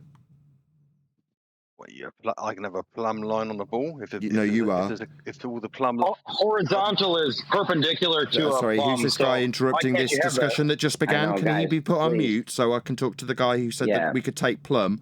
No, there's only in or out on a ball. What do you mean plumb? You mean what plumb- with respect? plumb follows in I'm or still out, if you talking. like, then. It'd be great if I could just finish my response to your garbage that makes no sense because you need horizontal to describe plumb from. It's perpendicular to horizontal, something you don't have on a ball. In or out, not up or down. Ball doesn't offer you this. You can only get angles from a horizontal plane of reference. That's not true. You can get a horizontal line for angle from plumb. Yeah, you'll need a horizontal plane to have it perpendicular to that. No, I don't need a horizontal plane to make an astrolabe takes a plumb line and a protractor and it measures an angle from zenith. In reference You to can do it in the what? middle of you can do it in the middle. You can do it in the middle of a valley with no That crisp clear requires, horizon an angle around from you. zenith requires a horizontal as well. A No, zenith it doesn't angle is only require an an angle elevation from angle plumb. in reverse. It's the same thing. It's correct. It's the co-altitude, but you can do that in the middle of a valley with no horizon, no visible horizon, and standing on uneven ground. You don't need to have a established horizontal at all. Yeah, but Which is irrelevant to you Nathan's do need to deductive establish argument that horizontal. refutes your You just claim the misconception. zenith. You just claim a zenith. I just pointed out to you. A zenith angle requires a horizontal. You do require a horizontal. And that horizontal, Jamaica, has to be horizontal with mean sea level. Mean sea level has to be horizontal. No, you can do zenith. You can do zenith from plumb. You don't need to have established horizontal. You do. You Need do horizontal need to for plumb. You do need a horizontal. You can't do a zenith angle without horizontal. A zenith angle is just an elevation angle in reverse. I've told you this. When a builder runs a plumb line down a wall, he doesn't establish horizontal. He establishes a vertical. He is establishing horizontal. You can't establish vertical without establishing horizontal simultaneously. One establishes the other. You're always establishing sense. 90 horizontal. degrees Doesn't from work. So necessary. 90 degrees from vertical is horizontal, Correct. which you can establish from a plumb line, right? You can plumb establish is- vertical from a plumb line. Yeah, you need the Yeah, and then horizontal you'll be to be establishing perpendicular to it, and a globe won't give you that. I've already addressed this. You can. Right. So 90 from vertical, though, that's perpendicular. No, on a globe it ends. derive No, you a don't have that on a globe. Yeah, you I don't was just have talking the about plumb. perpendicular on the globe. I don't. You So can't what's have the vertical on a flat globe. No, it's in or out, up or down, horizontal. Yeah, those yeah. things. My bad. I'm just responding yeah, to you. so up My and bad. down. Just responding to you. It'd be easier if you Oh, talk straight fuck. through the Keep middle of going. it. Perhaps if you Keep talk going, yeah, straight let's through get the some middle of meta it, in here. perhaps I can be accused of interrupting you. You'll need a flat Earth for this. You don't get horizontal from a globe. It's circular. It's spherical. You don't get vertical. You don't get horizontal. It won't give you those things. You can get a horizontal datum on a sphere. Datum? What you're measuring? Datum. That's a system. You'd have to measure something first. A vertical up and down. You can't get that on a ball. You can't get an in and out. In and out isn't Let up me or ask down, you a is it? question. Well, if I'm going out from the ball, No, didn't I that's make that straight up clear? and down. Sorry, Which I'm would be answering you. vertical. I'm I don't answering care. you. No, I'm you're answering you. Okay, Maybe go if you ahead. just keep Go ahead talking, and answer your then. question will just be ignored. No, You're good at that. as I already answered, no, your ball won't give you that. You need a flat No, Earth that's for just a this. claim. Maybe if you just keep chanting, it'll never get responded to because you won't have to hear it. No, you definitely need a flat Earth for this. It doesn't matter if you chant through it 5 times, 100 times. Your ball won't give you perpendicular for plumb. Ever. You need a flat Earth for this. So this is the fourth or fifth time that circle's been repeated. Let me ask you this question, Demon. How many horizontal lines can you put together to make a ball? An infinite amount, but that isn't the point we're making right now. Oh, well, then you won't be getting plum from it then. If there's an infinite amount of them, you can't describe plum from it. Hello? If there's an infinite amount of them, hello? I'm responding to him. He said there's an infinite amount. Well, then he can't reference plum to it. It's not a universal standard that he can reference his plum to. He needs a flat Earth for this. Okay, all right. I know you keep making that claim that you need a flat Earth for that, but that's actually not accurate. But here's why, okay? This is the sixth circle they've repeated. Can someone else step in? So, yeah, you can all go on mute. Yeah, Somebody someone else is. Demon's trying to stepping in. Let him talk. Okay, so in the globe model, gravity claims everything gets sucked to the center. So on a globe, you absolutely can have a vertical. I don't know why you're saying you would need a flat Earth for that when gravity works just fine in our model. Once you establish a vertical, can I address that? 90 from that. Can I address that, or will he just keep talking? 90 from that is your horizontal. Oh, he is just going to keep talking. I'm not going to get a response to it. No. Okay, I'm not going to get a response. Second attempt. Hey man, I was done. Yeah, now he's going to keep the waffle going, so there's no addressing it. There's just no. I'm not allowed to address it. Dude, okay, I butt out the conversation. Don't address anything to me ever again. Hold on. I'm on a cell phone. This is tough.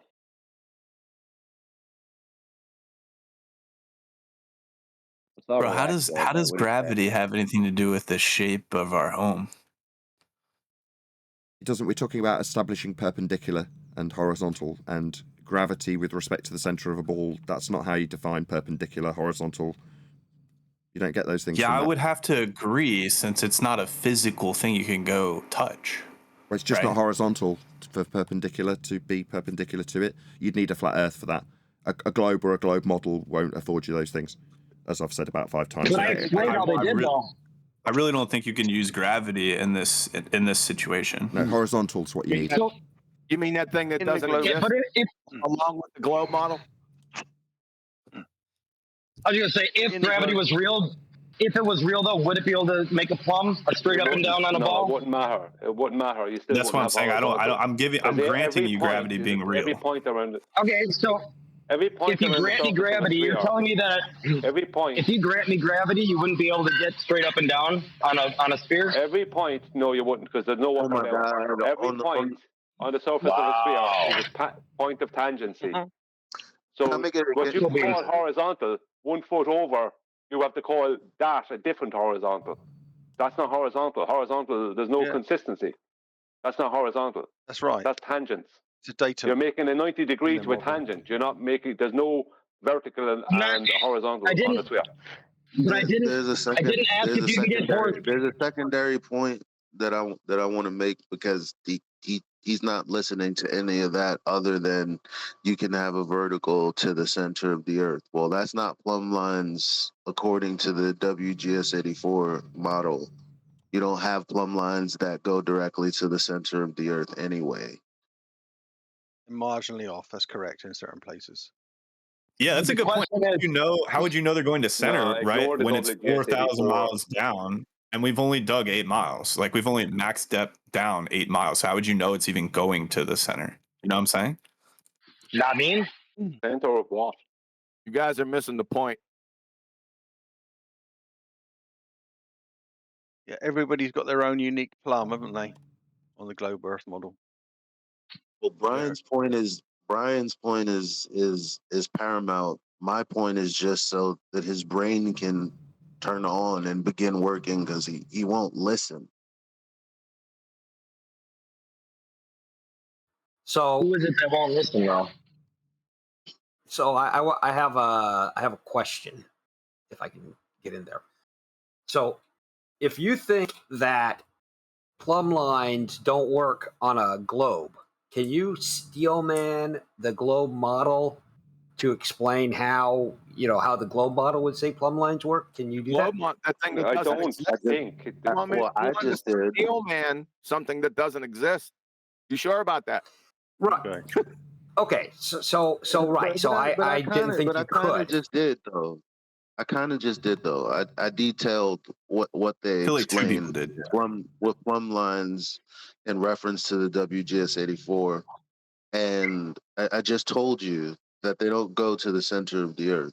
But that's what you're claiming, that you can have a vertical to the center of the Earth because of gravity.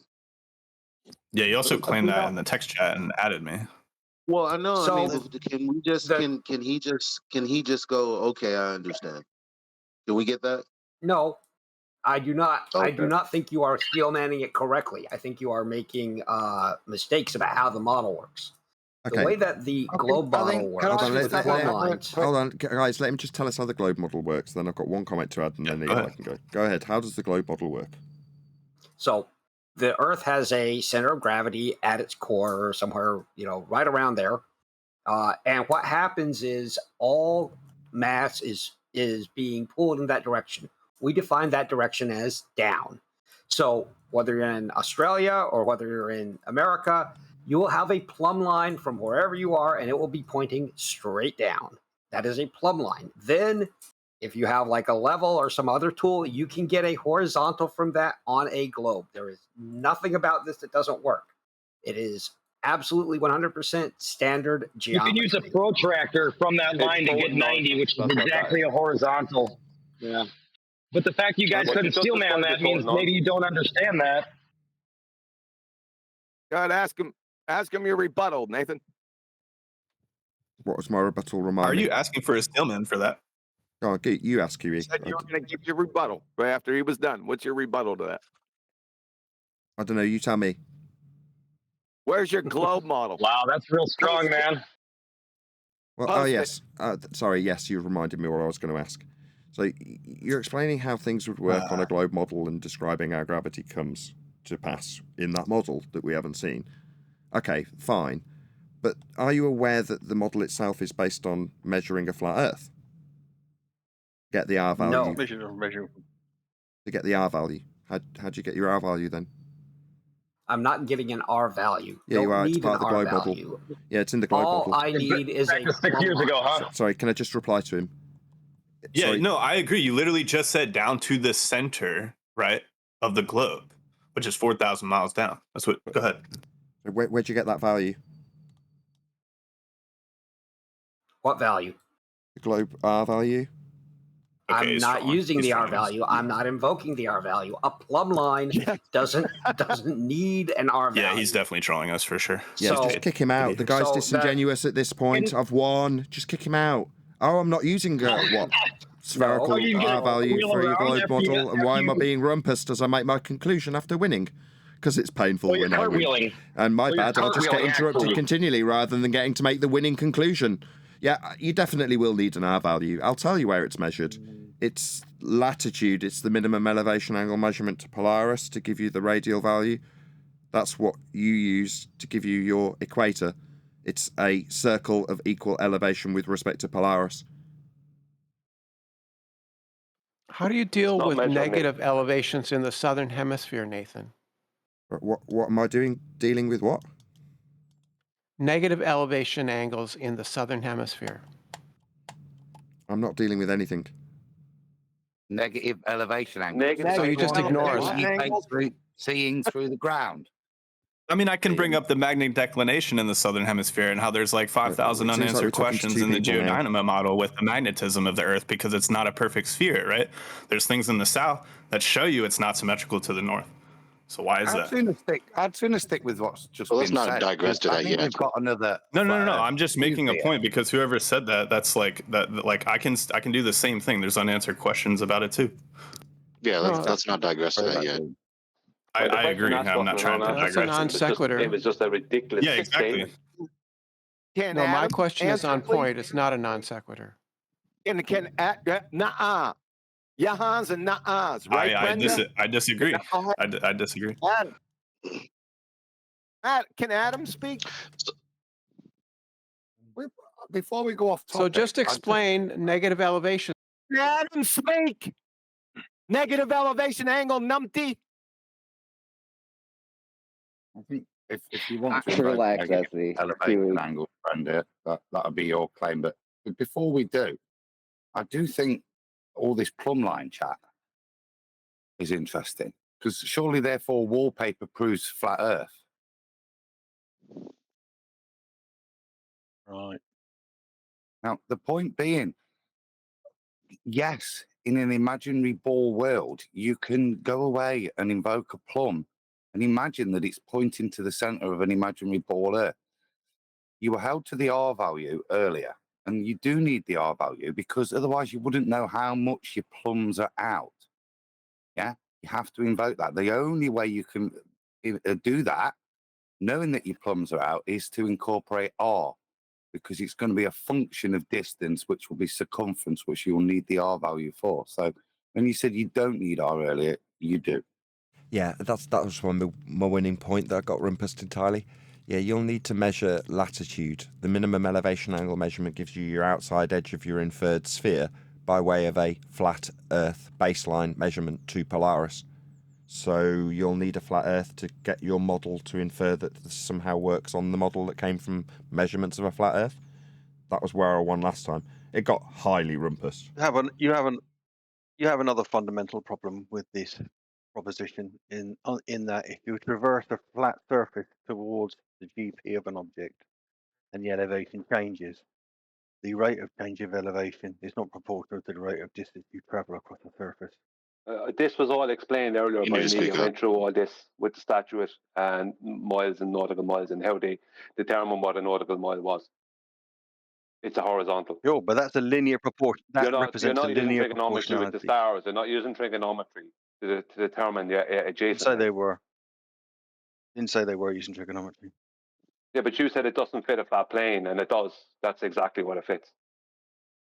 69.048 statute miles is what they had to figure out first to determine what 69. I know. Just so I I know can the keep track. difference between. I'm sorry to interrupt. Just so I can keep track of what you're arguing about. Are you arguing about elevation angle measurements to Polaris, right? Yeah. Well, okay. Can you define an elevation angle for me? The elevation angle from horizontal No, datum, can you or the define? zenith angle, No. altitude. No. Can you define what an elevation angle is? An elevation angle is an angle to an object observed from a horizontal datum. So we need a horizontal baseline. Welcome to flat Earth. Well, no, all right. So let's get past that bit. Let's get past that bit, Nathan. Okay. Sorry. I heard my name mentioned. No one else. Sorry. Did you just say? Should we just whistle past the grave line of the flat baseline we're required to measure this angle? It seems like I'm being talked through. I'll make a second attempt to. I'll just make a second attempt to reiterate my win. Did you just ask me if we could whistle? Let's suppose you yeah, maybe if you keep chanting through me, can one of the moderators just put him on mute for a second while I just make my little conclusion here about what I've just been asked and I'm trying to, for the third time, answer.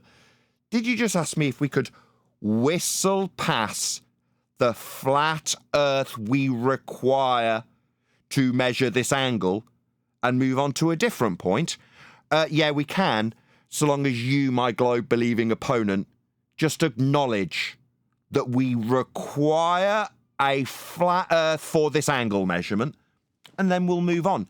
I'll welcome you to flat Earth in between. I'll welcome everybody on the panel that doesn't quite understand yet how Earth's being measured flat, when your cited source makes it explicitly clear that we'll need a flat baseline for this.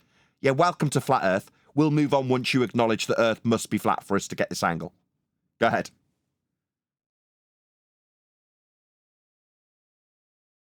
I state you need a horizontal datum. You state you need a horizontal Earth. Sorry, do you have a citation? Horizontal datum. Sorry, is that a citation? You want to go find one? I've got one in front of me. In fact, I've got 20. Would you like me to read one? Because none of them say datum. Go on, you read one of yours. Sure. The elevation angle, sometimes referred to as solar elevation angle, describes how high the sun appears in the sky. The angle is measured between an imaginary line between the observer and the sun and the horizontal plane the observer is standing on. End quote. Sustainable by design. Altitude angle. It's the definition of it. I've got 20 more. So, there are no references to datums in any of them. You're just a liar. Now, I know you're a liar because you've asked me if you can go and look it up after you've stated it. So, liar, don't just make stuff up for things that you can't back. You haven't got it. You could look up what your lies. No, datum isn't required. What, I'm still talking to a liar that needs to chant through me pointing out his lies that he just made up on the spot. No, liar. They don't include datums. They include horizontal plane that the observer is standing on, end quote, sustainable by design when defining what an elevation angle is. The other guy also defined it. His citation, or maybe it was you, included a horizontal plane also. It didn't say datum either. So no, we need a flat earth for this. Steamrollering. Steamrollering, like you always do, Nathan. Excellent rebuttal. It says, your definition says the horizontal plane of the observer. It doesn't say that everyone shares a horizontal plane. Sorry, it didn't say that. You can't even listen. You don't understand English. It says, quote, Again, I'll quote it again because you got it wrong. Horizontal plane the observer is standing on, end quote. Yeah. That would be the plane that they're standing on. That's horizontal and a plane. That doesn't mean and to they're say that standing on it. all observers share a same horizontal plane, Nathan. It doesn't state that.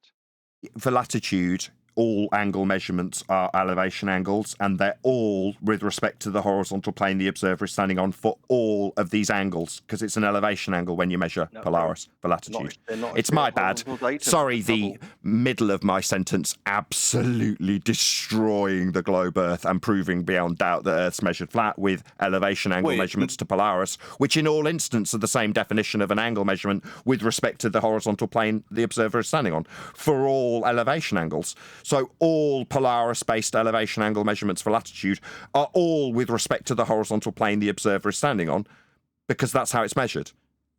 I have a question. Did he just say, like, okay, so are we clear that all observers have the plane, like regardless of where it goes or whatever? Yeah. But he said, yes. Did he say that means we're not on a plane? How can that mean we're not on a plane? It doesn't. It means we are on a plane. It's required. I said it earlier. I used the word prerequisite when I described how we are measuring Earth flat. It's not. And why is it part of the definition then? You said shared, right? He said they're not all shared, is what he said. So how do you make that inference when every single person is on a plane? That's what it says. How do you make the inference that the plane isn't shared from that? I don't understand. It seems a little biased to me, that's all. Just by insisting his incogent position. I feel like it's just a little biased. That's all. I'm just pointing out what I see. That's it.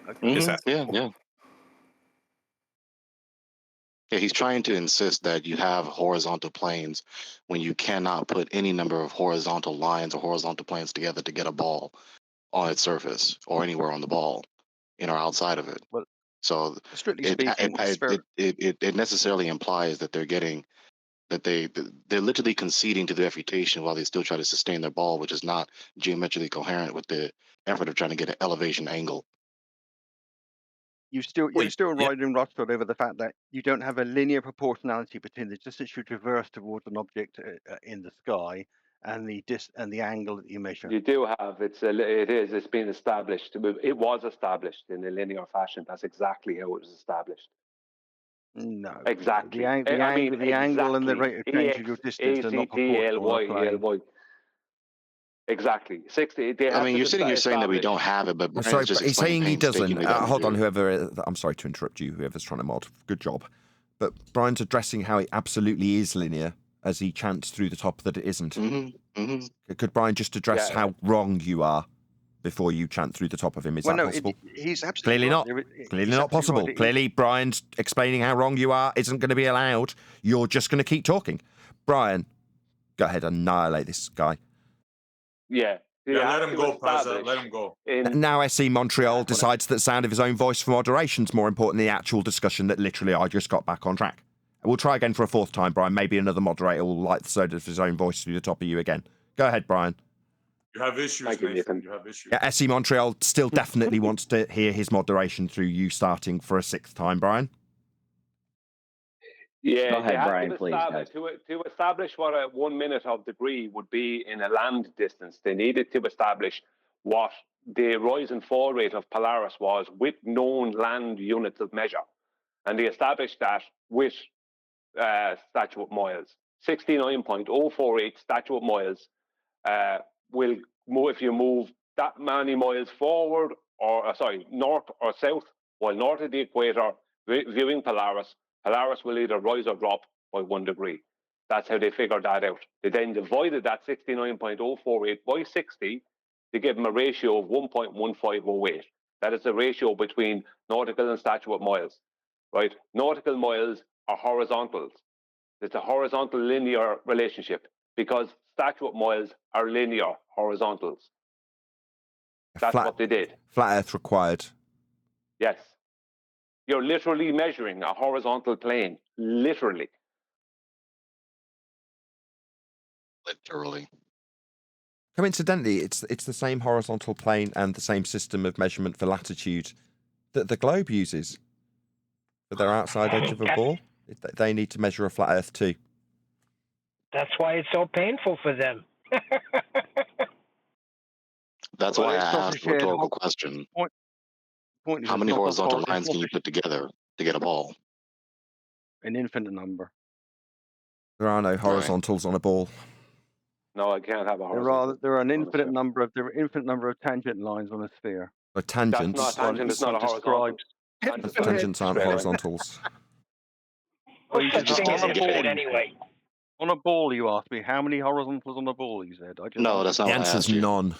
Again, you're misinterpreting the question. You're bad at listening. How many horizontal lines can you put together? Horizontal lines or planes can you put together to make a ball? That's what I just said. You said a ball. No, you didn't say that. You said how many horizontal lines on a ball. I said how many horizontal lines or planes can you put together to make a ball? An infinite number, because in all the That's not tangential logically planes on a sphere, consistent. You're not making a sphere which are not going to be tangent finished lines today, either. so The sphere is made up out of the points. Yeah, just let Pazzo respond to Greg, guys, please. They're not going to. They're not going to. They're not going to. No, they are. Go ahead. A sphere it can be defined as an accumulation of all of the planes that form its tangents at any given point on it. No, Can you give us a citation for that, please? Well, hang on. Just one And second. that's I've a heard good this. question, Hold on a Nathan. second. Whoever that is, I heard his claim.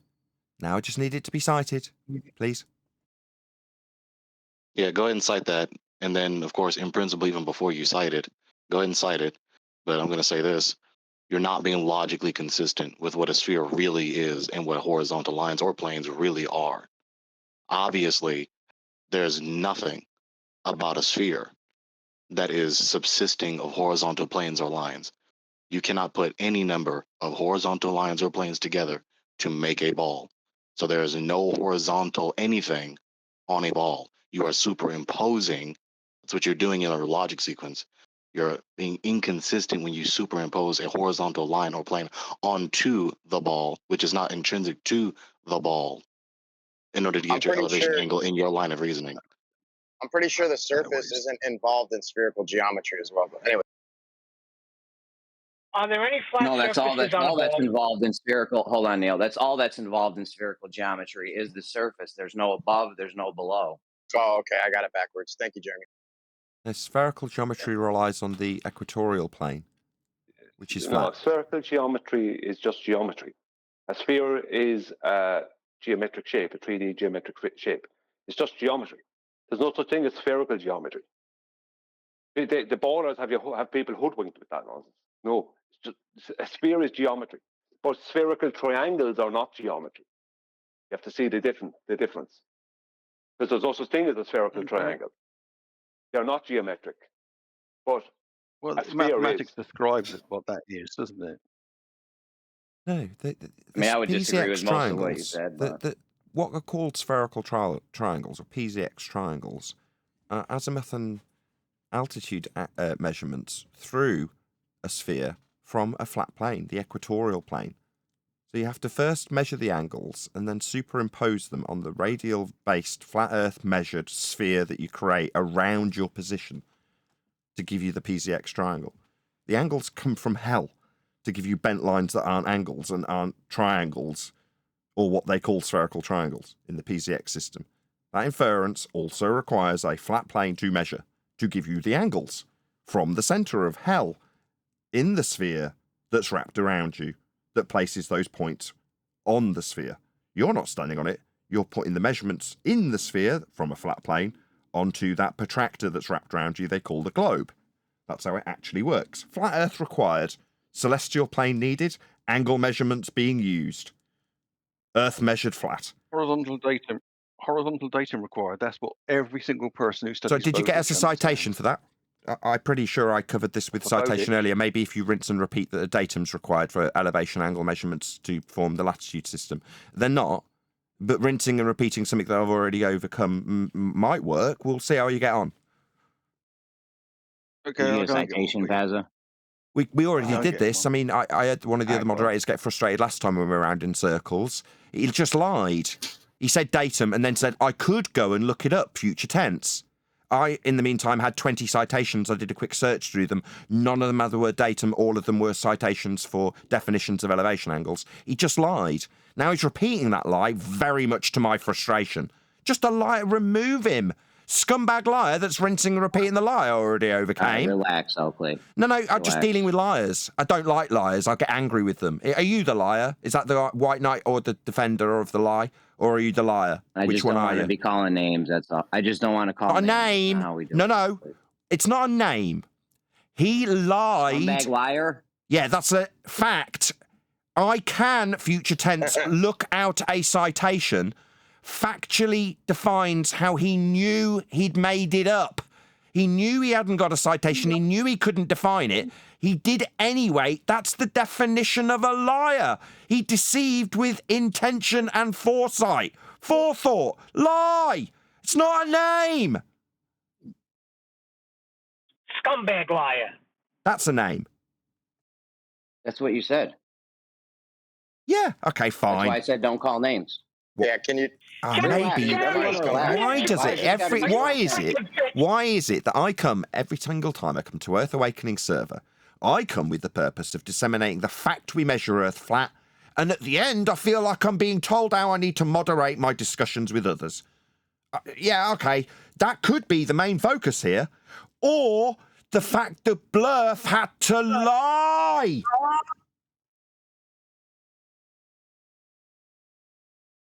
No, let's just talk about maybe whether he got enough time or got to the end of his point that he was lying about. He's just reinserted the same lie.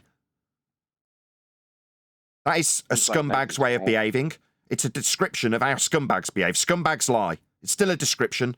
It's not just a name. I'm not just arbitrarily ascribing it to him. I'm saying that when you make something up and then suggest you could, future tense, look it up, it automatically makes you a liar, therefore a scumbag. Repeating it when I've overcome it is the height of scumbaggery. We just stick to the points, please. Fine. You need a flat Earth to measure elevation angle measurements to Polaris to develop the entire system of mapping and navigation. That mapping system is what the globe is based on. Those flat Earth measurements from flat baselines to ground positions. That's what the globe is based on. Therefore, ergo, globe is based on flat Earth measurements also. They need a flat Earth as much as we do. That's the main point. It's the only reason I'm coming here. To make you aware. Let me know when you're coming in here again, because I ain't coming. It's like a bunch of bitches here.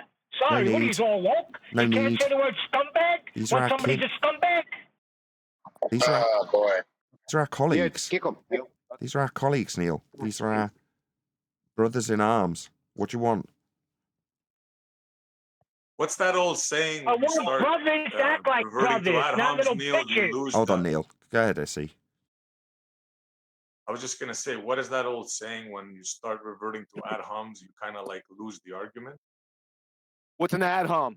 Who used ad homs? I'm a bit confused. I don't know. I Well, thought we were call all it what just you a bunch want, of bitches an over here. insult. Like, okay, we said it once, twice, but I don't know. I'm still confused. So Who used an ad hom or insult? I'm still confused. Neil called us a bunch of bitches. What do you mean? Come on, Oh, bro. right. Fair enough. Is that what you were referring to, SE? Yes, yeah, kind Fair of. enough. You act like it. You just wanted to interfere just to say, stop with the names. You called him a scumbag. Not that he lied straight up. You didn't deal with that, Neil, did you? Yeah. So, Neil, why don't you address an argument, bro? instead of why don't you? feelings all the Neil's just time? put one Come to you. Hold on. Neil's just put an argument to you. His argument was when we've just taken apart an argument based on a lie that datums are required, when in reality the Earth being flat is required. It's a prerequisite. Why isn't that the focus? And instead, the fact that he's been called a scumbag for lying is the focus. That's Neil's point. Well, he has a point, but we have a thing here, not, we don't insult and name call, right? That's a server rule. So, I mean, it's not for us, it's a big deal, right? But okay. Yeah, we could tell. When do you call someone a liar? When they've proven themselves to lie or be dishonest? When do you call someone dishonest or a liar? I mean, when someone has proven themselves... When we're having like a debate, right? When we're having a convo, is it productive to call? Like, trust me, I could insult with the best of them. I grew up on the streets. Trust me, you'd be hard pressed. Hold on. We seem to be at cross purposes. Who are you, Essie? Who are you now referring to? You're referring to Neil calling you what he called you, or something else? No, in general, Nathan. Okay, you called somebody a name. What's it? Jeremy stepped in. I mean, can we move on? Like, do we have to call people names? Is all I'm saying. It was a description. Is a patent for an elevation measurement piece of equipment with using the technical term horizontal datum quite a lot. It's part of the definition. All over the place, horizontal datum. It's part of the definition of elevation angle, though. Yeah. Yeah. Earth must be flat. Datum and part of that. It's been. There's no the word datum has nothing to do with elevation angle. The definition for elevation angle. He just lied. An elevation The angle definitions make reference to. The definitions make reference to the measurement from a horizontal plane. Yes, that's right. So Earth is flat. We require a horizontal plane to measure from. That's right. No. And given that we are measuring the ground when we navigate the ground, that's what we're doing. Of course. It seems like I'm being chanted through. It's the moment the discussion starts back up, you decide to, yes, of course, through the top of me. I'll just try that again, hopefully, without you yammering through me. Yes, so a prerequisite for this angle measurement is that Earth is a flat plane, so we can measure it as such. That's all that's required. Earth to be flat? Not. The prerequisite is you establish horizontal plane with respect to where you are. Do you realize that horizontal plane that you're talking about has to extend to underneath the object? So if that's a celestial body, that horizontal plane, that must extend from your GP to the GP of the celestial body. Yeah, that's you not realize true. that? No, that's not true. That's not true at all. No. Yes, it is. That's an elevation angle. You don't understand what an elevation angle is. And that horizontal makes 90 degrees with the opposite of that right angle triangle. That is the zenith from the GP to the celestial body. An elevation angle is always a right angle triangle. The horizontal is always extending to underneath the object. Whether it be underneath the top of a tower or underneath a celestial body, that horizontal always extends to that point.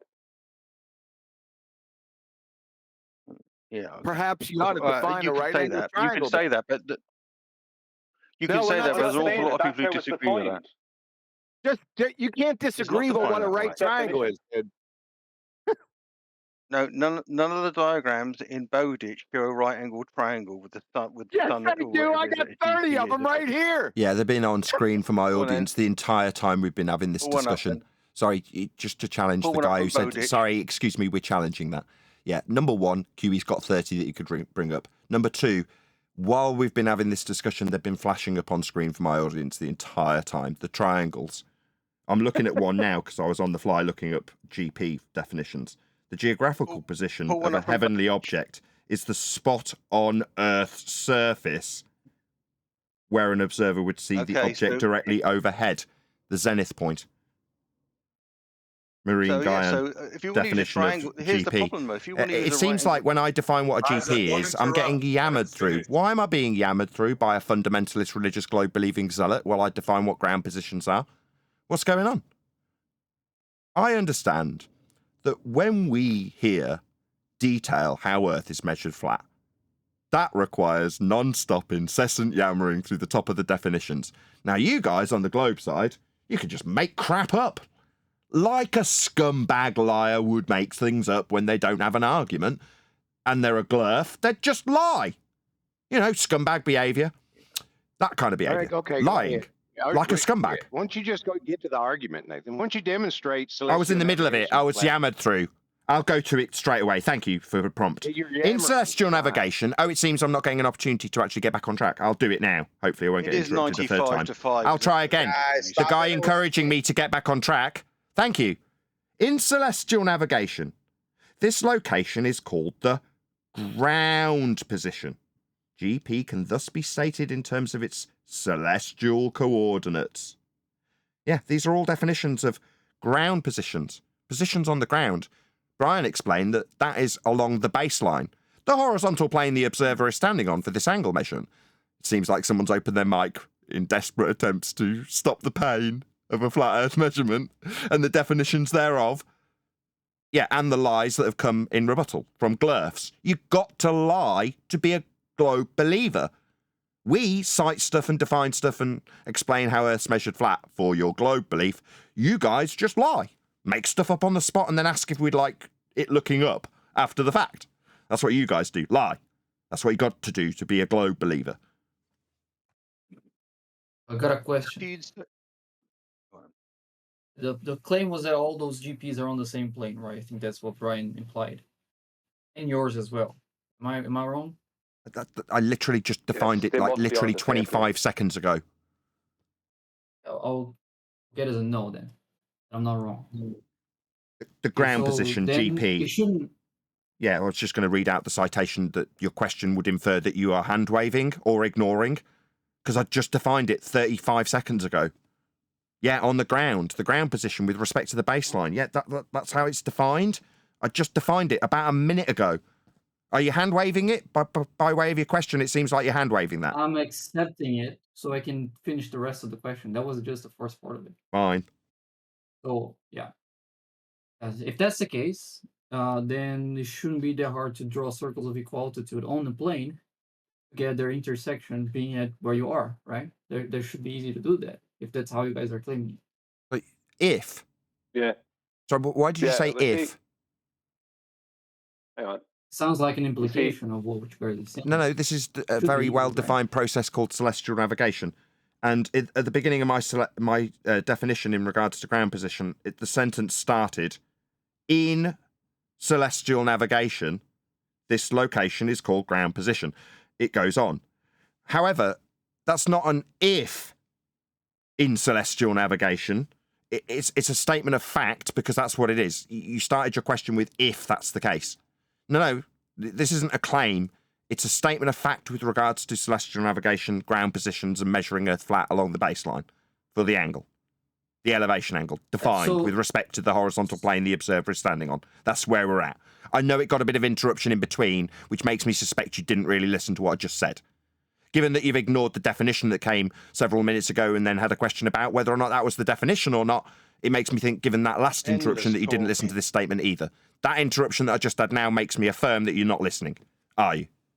I was just wanting to make sure that that's also what you think. So we're on board with all points being on the same plane. So we can now get to the three circles intersecting in the right location. Can we see an example? So do you accept that, first of all? Before we get to the three circles, you accept that we will measure with respect to a plane? Yeah. And now you're going to ask about three circles of equal elevation, correct? Sure. So we're measuring Earth flat for this example, then? Of course. What else do I need to do here? We're measuring Earth flat. I'm here to prove Earth's flat. Jobs are good, and let's get on with our day. We're done here. That's it. To move forward. No, you're not. To move forward with any. I'm still in the middle of the same sentence. It's another one of those. I'm concluding because I've won. I'm just pointing out that I've won in case anybody didn't notice. It doesn't require incessant interruption. Yeah. At this point, we've proven Earth is flat. Then. But you want to go on like the other guy. I'm still in the same sentence. Like the other guy. Can we just move past this third attempt? What's the malfunction from the zealot on the globe believer? Did he need to interrupt with some lies or something? I'm in the same sentence. Like the other guy, same interruption. What's going on? You still haven't addressed Just haven't addressed the statement I made earlier on about the rate of change of the elevation with respect to the distance travelled on the ground. The flat ground that we've measured flat. No, it's not flat ground. That's a total lie. I gave the exact process of that. I No, gave that let's exact not. process twice Yeah, today. Brian That's a did. total lie. Yes. Yeah, that was a total That's a lie. lie. Brian, Total what lie. Brian? That's a black and white. Absolute That's a lie. black and white lie Total right lie. there. So So can we can he call get? him a So lying can he get? scumbag? No. Can he get muted so that Nathan can finally finish the sentence he was trying to get through? Because that was just a lie. Yep. Got a lie to Glurf. Globe believers interrupting conclusions about flat Earth measurements. Okay, now that we have concluded that, Yeah, we're can we measuring see an elevation. action? We're measuring elevation angles. Can we see the flat Earth? These are elevation angles. Yeah, Yeah.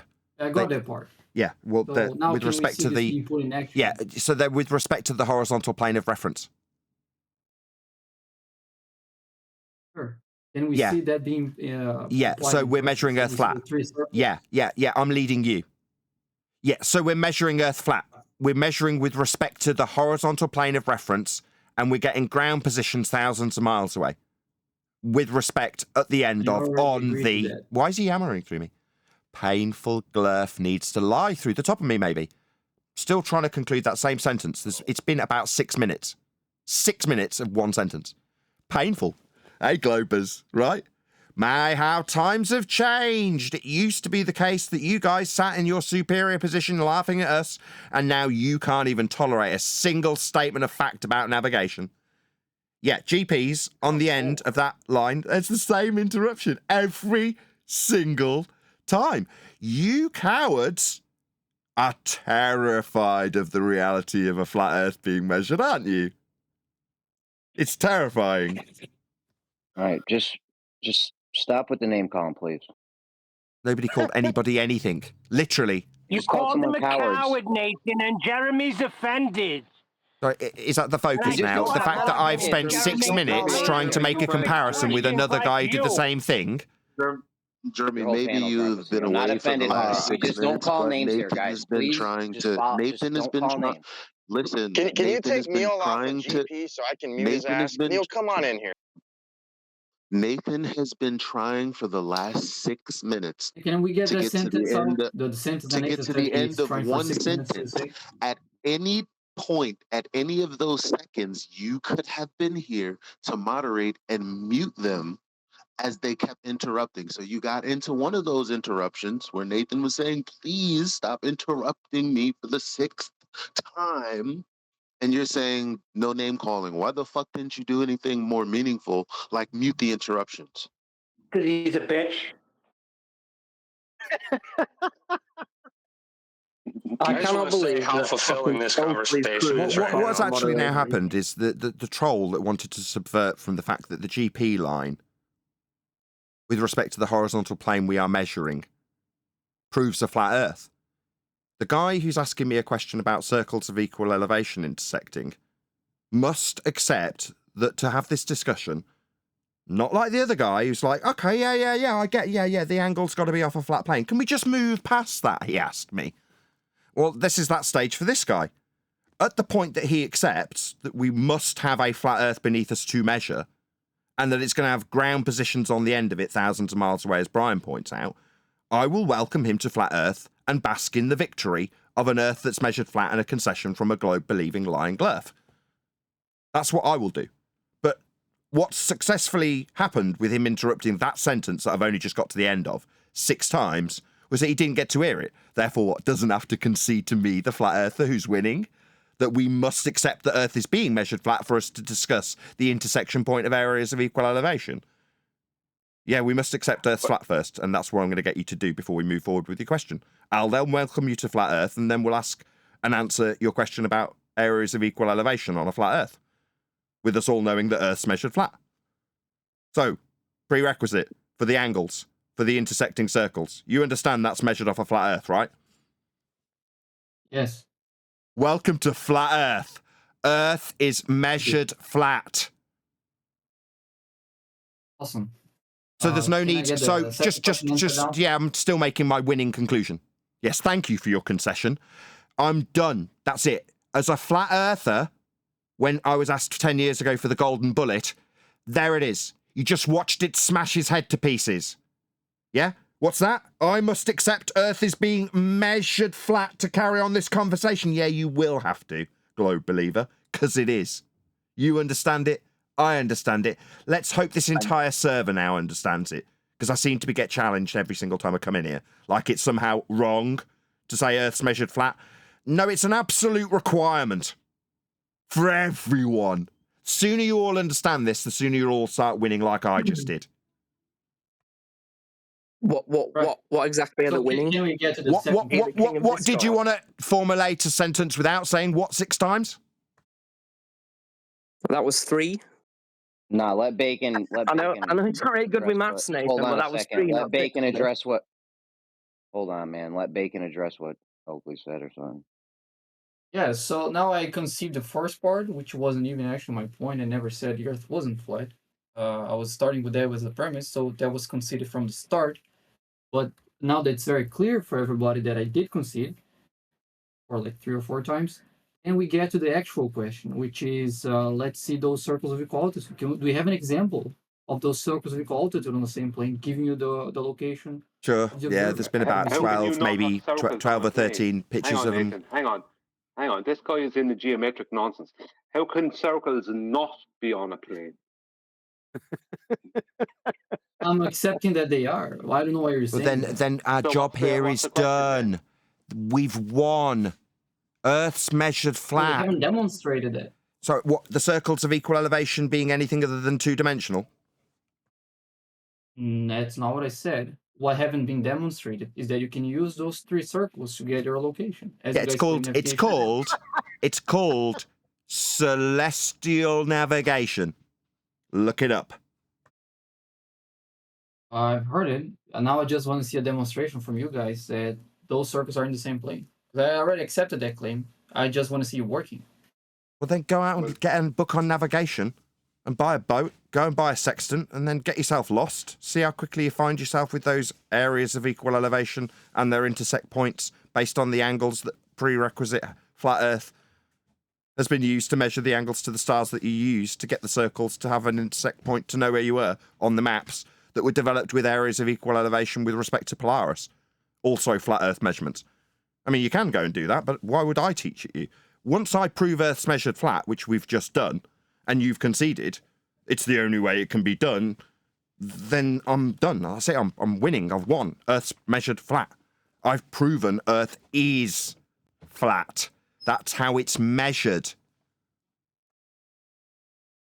That wasn't my question. When you're doing navigation, you're trying to figure out if the Earth is flat or not. You're trying to figure out where you are. No, it's a prerequisite. You're not when you navigate with respect to a flat plane, you're not figuring out if you're measuring a flat plane. It's a prerequisite.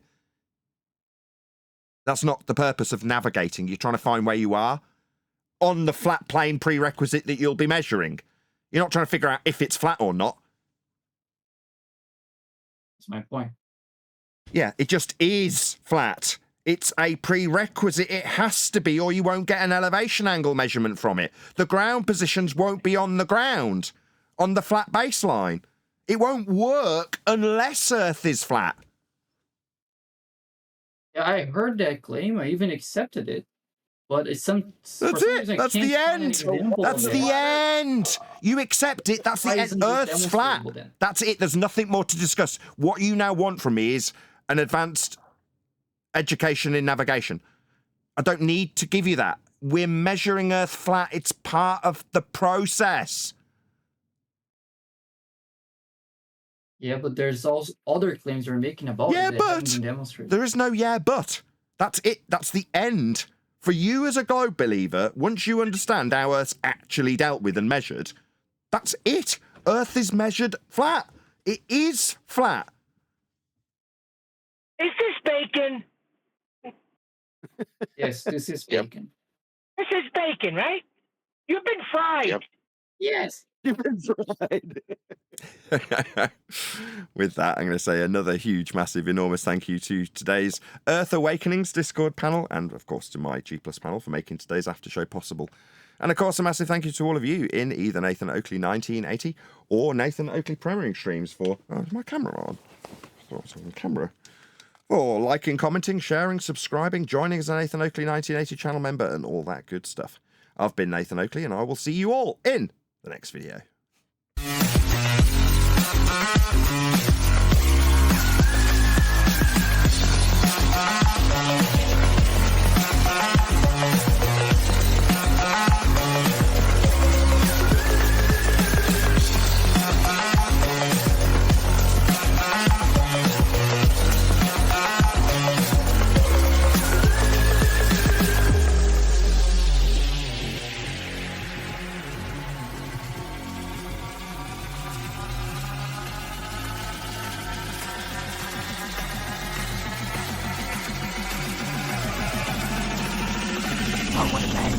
What a lovely day!